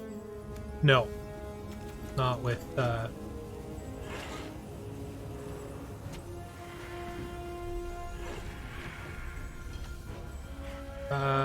when he enters the battlefield, roll a d20.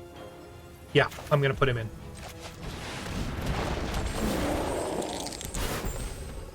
Each player sacks a permanent. So I'm going to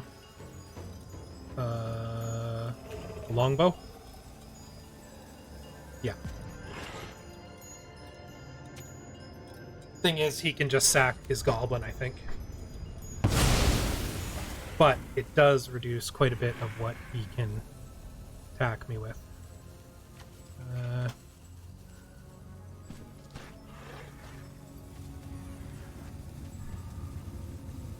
You know what? If I attack with all three of these, then he has to block or he loses.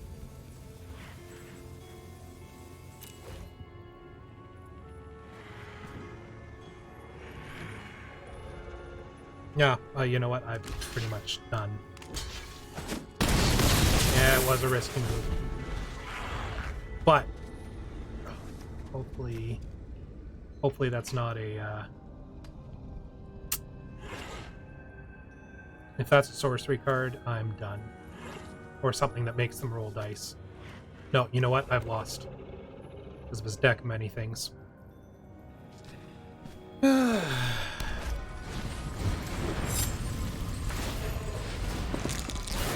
Yeah.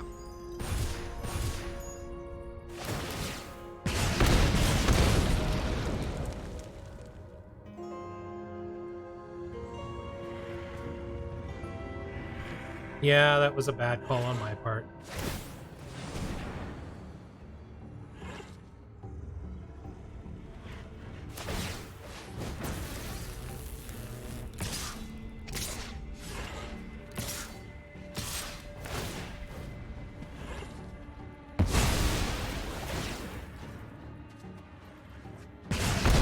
Yeah.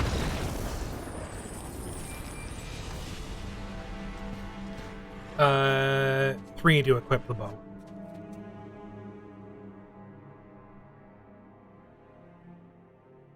Yeah, if I'd gotten a land, I would have won.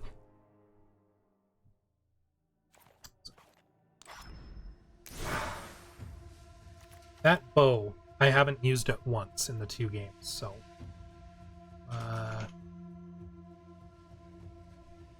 yeah, pull the bow, put in a Dragonfire, and then we can at least roast them. It's one of those things that looks half decent on paper, but in practice it's terrible. So let's give it another go. If we lose, this is our last one on this draft.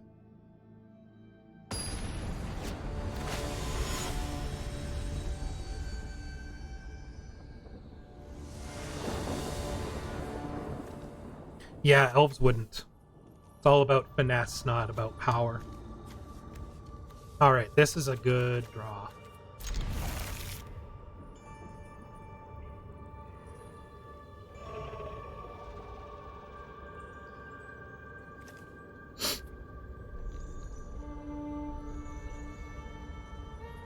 Second turn, we're going to play the Light-Footed Rogue, and then a Mimic the next turn.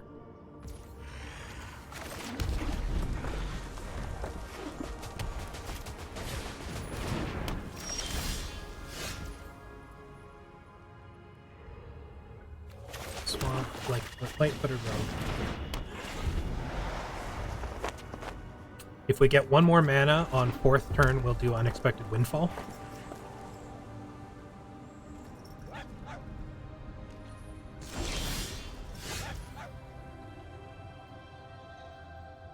So, Forest, do we want to do Thieves' Tools or Mimic?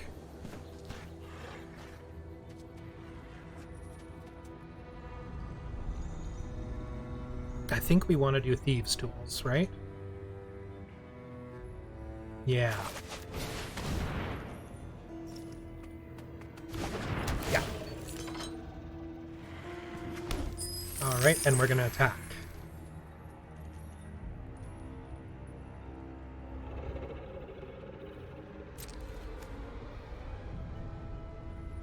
Fair.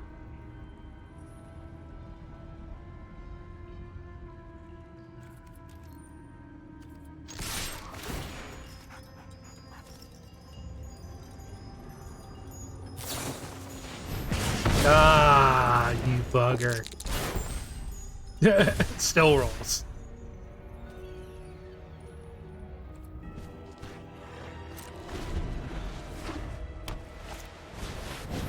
You're right, it doesn't. Alright, let's see. Swamp, so that's 4. So, question. We're gonna do Windfall, I believe. Alright, what are we gonna sack? The Plummet?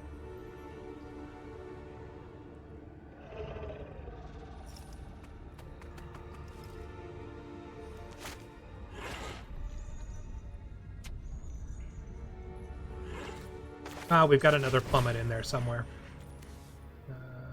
Oh, we don't have the extra red. So instead I'm going to put the Mimic out.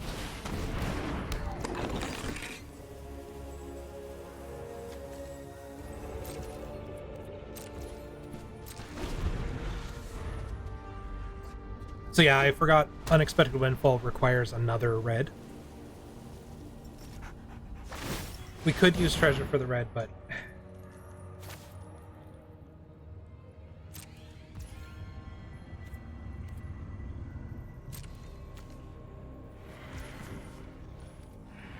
You know what? End of his turn? Yeah, we might as well do it.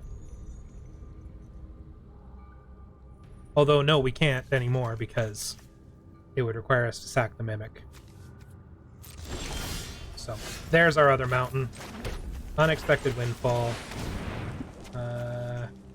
Let's go. Yes, well, that's what we're hoping to get something out of. So, you know what? I'm going to use... Let's sack Fate's Reversal.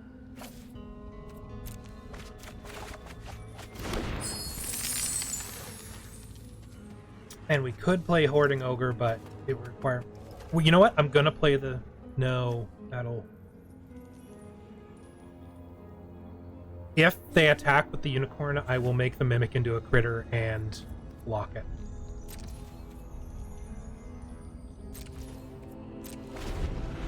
Hoarding Ogre will go out next turn, though. Ah, another Unicorn.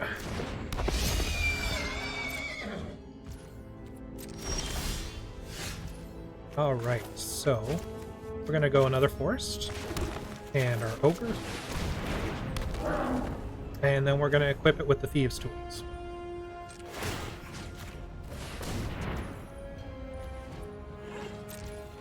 Now he can't attack this turn, but that puts us in a good position.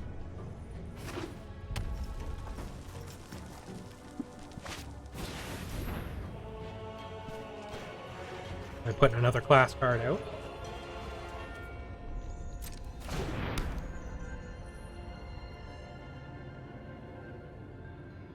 Yeah, that's what I'm hoping as well. Ah, they're putting +1/+1 counters. Or they're going to.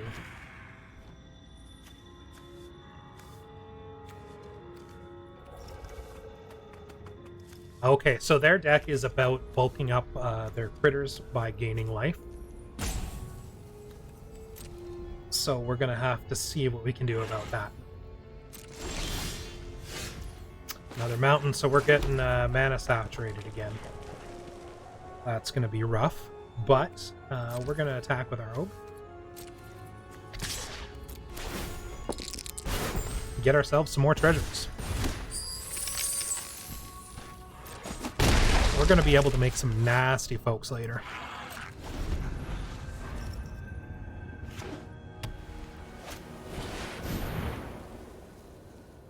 That's a lot of treasure. You're right. Okay, so what's going to happen is these guys are each going to gain +3/+3 now because of his bloody card setup, which is rough.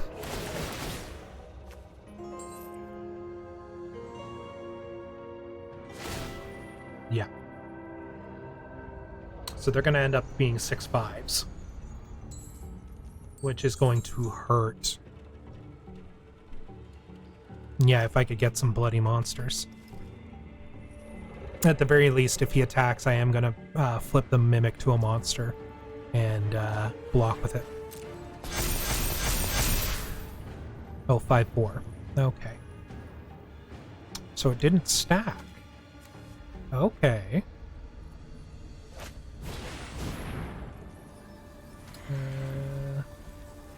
God.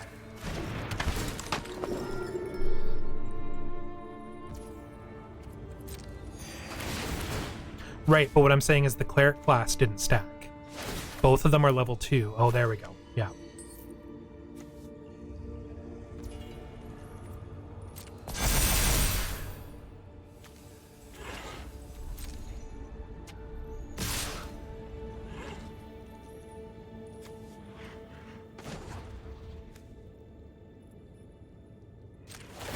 Yeah, that's what I was saying.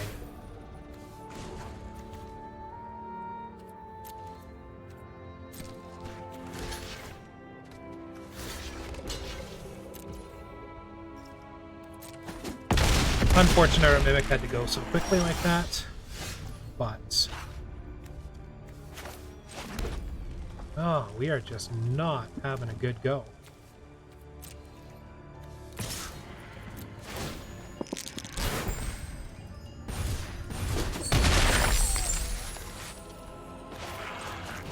All our mechanics are triggering, but...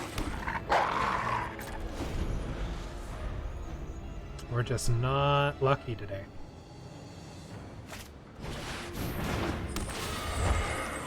Ugh.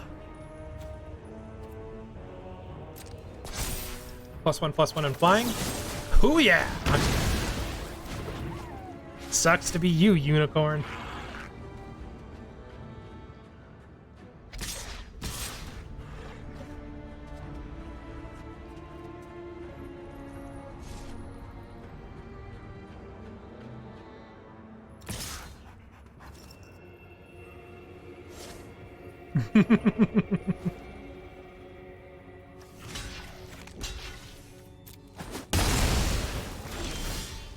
Oh my god, come on!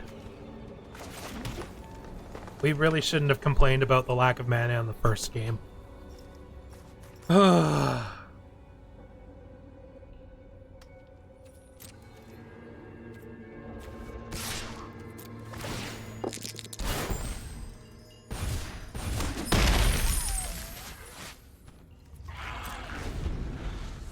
I mean, the ogre's gonna swing. The worst case scenario, I'll block the celestial with my ranger.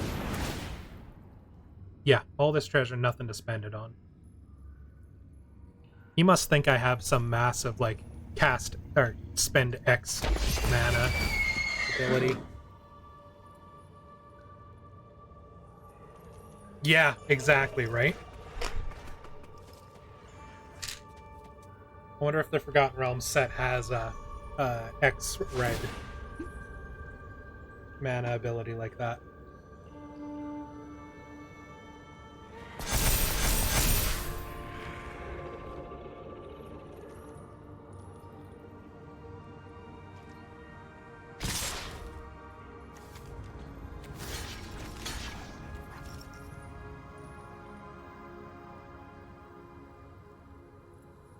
Should I do that, or should I kill the Arborea Pegasus?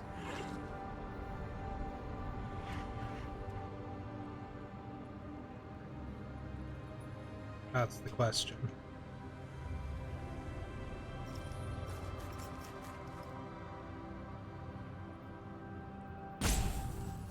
So does mine.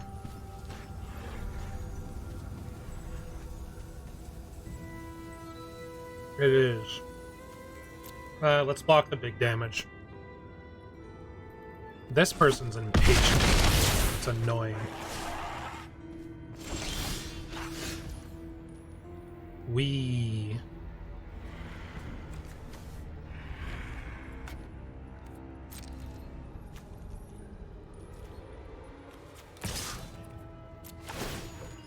So this is a loss, unfortunately.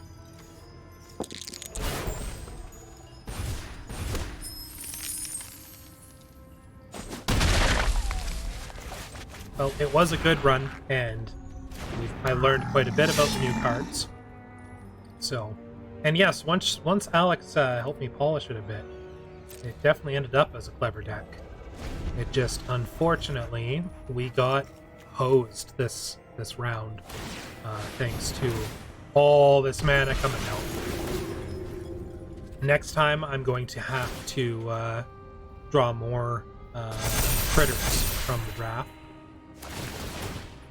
and go from there.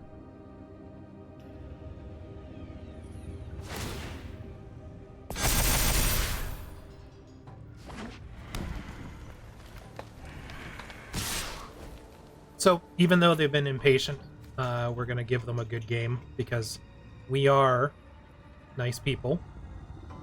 So, look at that. I wish him a good game and he tells me your go.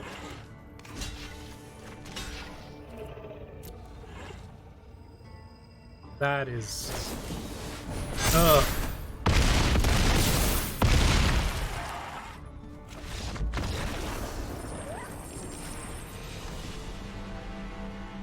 That's a lack of class, as far as I'm concerned.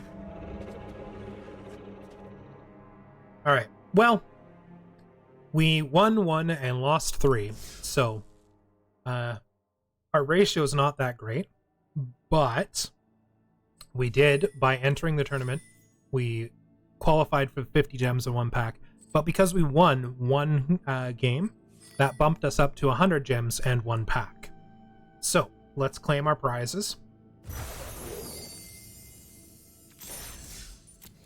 And let's go check out what we got in our packs. So before I signed in for the stream today, we had earned from the dailies a couple of packs. So we're going to go in here. We're going to open these up and see what we got. So we've got 5 of the new Forgotten Realms packs. So let's see what we've got.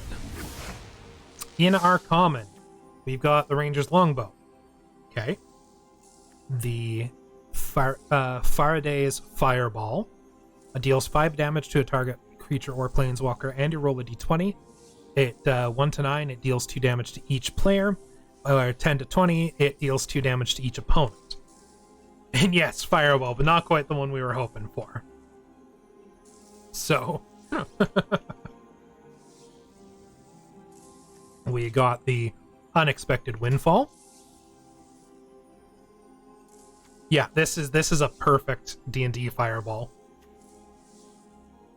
We also got our Hoarding Ogre. You see a guard approach. Choose one. Distract the guard, tap target creature, or hide. Target creature you control gains hexproof until end of turn. We also got a Prosperous Innkeeper. When he enters the battlefield, you create a treasure token. Whenever another creature enters the battlefield under your control, you gain a life. And our other uncommon is Kalain, which we actually had quite a bit of fun using her in that. So, you know what? I may build a deck around them again. And let's see what our rare is. Westgate Regent. Creature, vampire, flying, ward, discard a card. Whenever Westgate Regent deals combat damage to a player, put that many +1/+1 counters on it. So he could get very big very fast.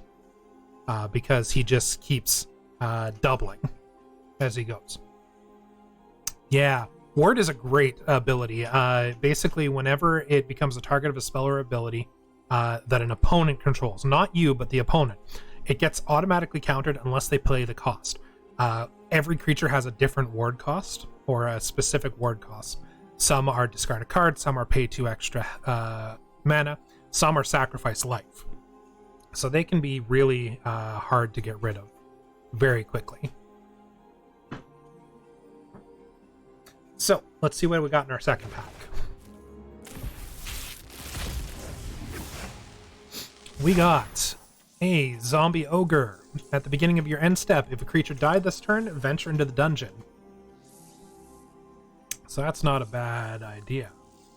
Bar the Gate. Counter target creature or planeswalker spell. Venture into the dungeon.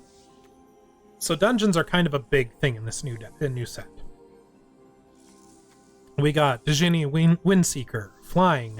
When Djinni Windseeker enters the battlefield, roll a d20. 1 through 9, you scry 1. 10 through 19, scry 2. And on a 20, you scry 3. Swarming Goblins. When they enter the battlefield, roll a d20. 1 through 9, create a 1/1 goblin creature. 10 through 19, you create 2 of them, and on a critical 20, you create 3. Minimus Containment. I love that picture. Enchant non-land permanent. Enchanted permanent is a treasure artifact with tap. Sack this artifact, add 1 mana of any color, and it loses all other abilities. For one of our uncommons, we got an uncommon wild card, which can be redeemed when you go to build decks to create a desired card to add to your deck, which is kind of nice. Our other uncommon is the Keen-Eared Sentry, which gives us hexproof, which is kind of cool. So spells cannot target you as long as this is in play. Each opponent can't venture into the dungeon more than once each turn. That's actually kind of cool. And oh, I clicked away so we didn't see what we had. Let's see what that other one was. Search collection. See what it was. Looked like it was a multicolor. I think it was a beholder. Yes, Xanathar, Guild Kingpin. Legendary creature beholder, 5/6. At the beginning of your upkeep, choose target opponent. Until end of turn, that player can't cast spells. You may look at the top of their library anytime. You may play the top card of their library, and you may spend mana as though it were mana of any color to cast spells this way. That is a nice card. May have to make a blue-black deck later. Alright, we got 3 more packs to get through here.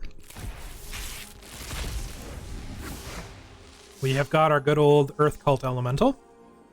You come to the Knoll Camp. Armory Veteran. Another Mimic. Excellent. A common wild card. One of our uncommons is the Displacer Beast. When it enters the battlefield, venture into the dungeon. And Displacement 4. Return Displacer Beast to its owner's hand. So you can just keep yo-yoing it to do that. And our other uncommon is Faraday, Devil's Chosen. Legendary creature, Tiefling Warlock.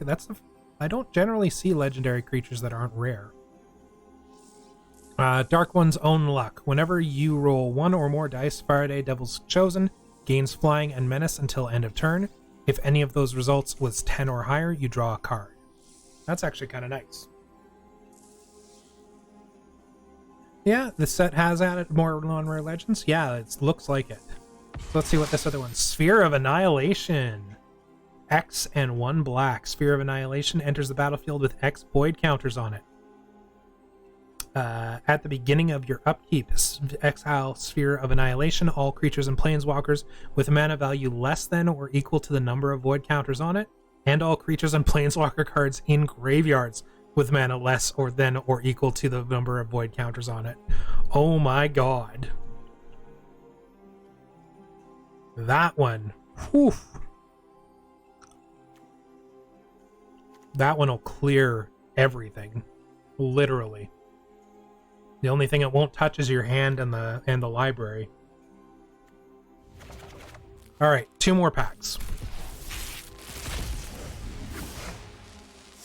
We got Zombie Ogre again, another Inspiring Bard. Price of Loyalty, sorcery, gain control of target creature until end of turn. Untap that creature. It gains haste until end of turn. If mana from a treasure was spent to cast this spell, that creature gets +2/+0 until end of turn. Another good one to toss in with with our treasure deck. Horde Robber. Whenever Horde Robber deals combat damage to a player, create a treasure token. Again, slip him with Thieves' Tools, and he'll just keep generating treasures for you. Yeah, I know, right?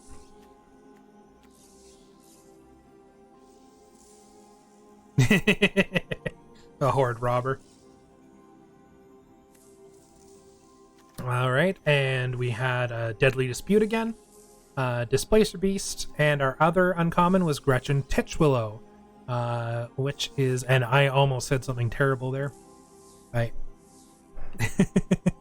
Could have got me a TOS problem.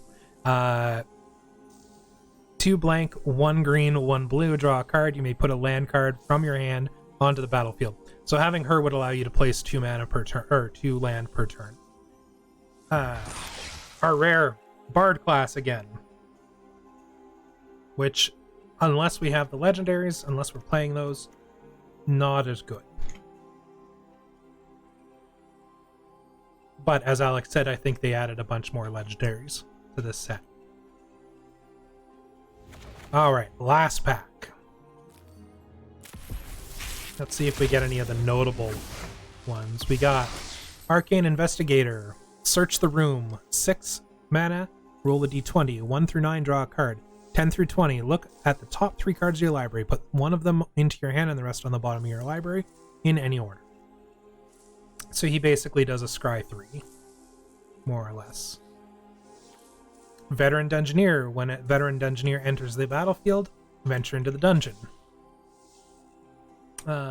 We got Plummet and Armory Veteran again. No, Scry 3, draw 1. Yes, true. Direwolf Prowler, 2 mana. Direwolf Prowler gets +2/+2 and gains haste until end of turn. Activate only once each turn. We got another Hunter's Mark. And we got, you see a pair of goblins. Choose one, charge them. Creatures you control get +2/+0 till end of turn. Or befriend them, create 2 1/1 goblin, red goblin creature tokens. And our rare one from the final pack, Instrument of the Bards. Yes, you always befriend the little goblin troll. Yeah. Is it tiny? Is it under 2 feet tall? Is it angry? We need to make it our mascot. Instrument of the Bards, legendary artifact. At the beginning of your upkeep, you may put a harmony counter on Instrument of the Bards. 4 mana tap, search your library for a creature card with mana value equal to the number of harmony counters on Instrument of the Bards, reveal it, and put it into your hand. If that card is legendary, create a creature token, or treasure token, then shuffle. That's not bad. Not bad at all. Alright, so we went through the traditional draft, or premier draft, got our butt handed to us. We got 1 win out of it. We could go for another draft, but we're over 2 hours already just with that one. And if we do any better on this one, that could stretch this into a 4-5 hour stream. So, what do you guys say we call it here and save the next draft attempt for the next stream that I do with Magic? Is that all right with you guys?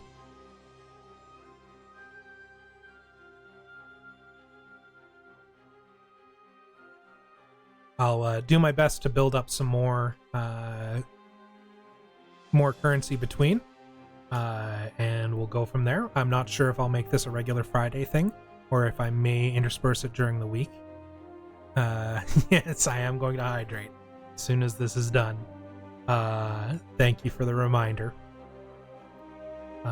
But yeah, this was a great amount of fun, and hopefully you guys enjoyed it. And we'll be giving it another go probably next week here sometime. I'll let folks on my Twitter know and on the Twitch schedule. So we'll go from there. Always happy to stream, Riley. Always happy. And thank you guys for being here. That's what makes it worth doing and what makes it so enjoyable. So, as always, have yourselves a good one. And I will see you all next time.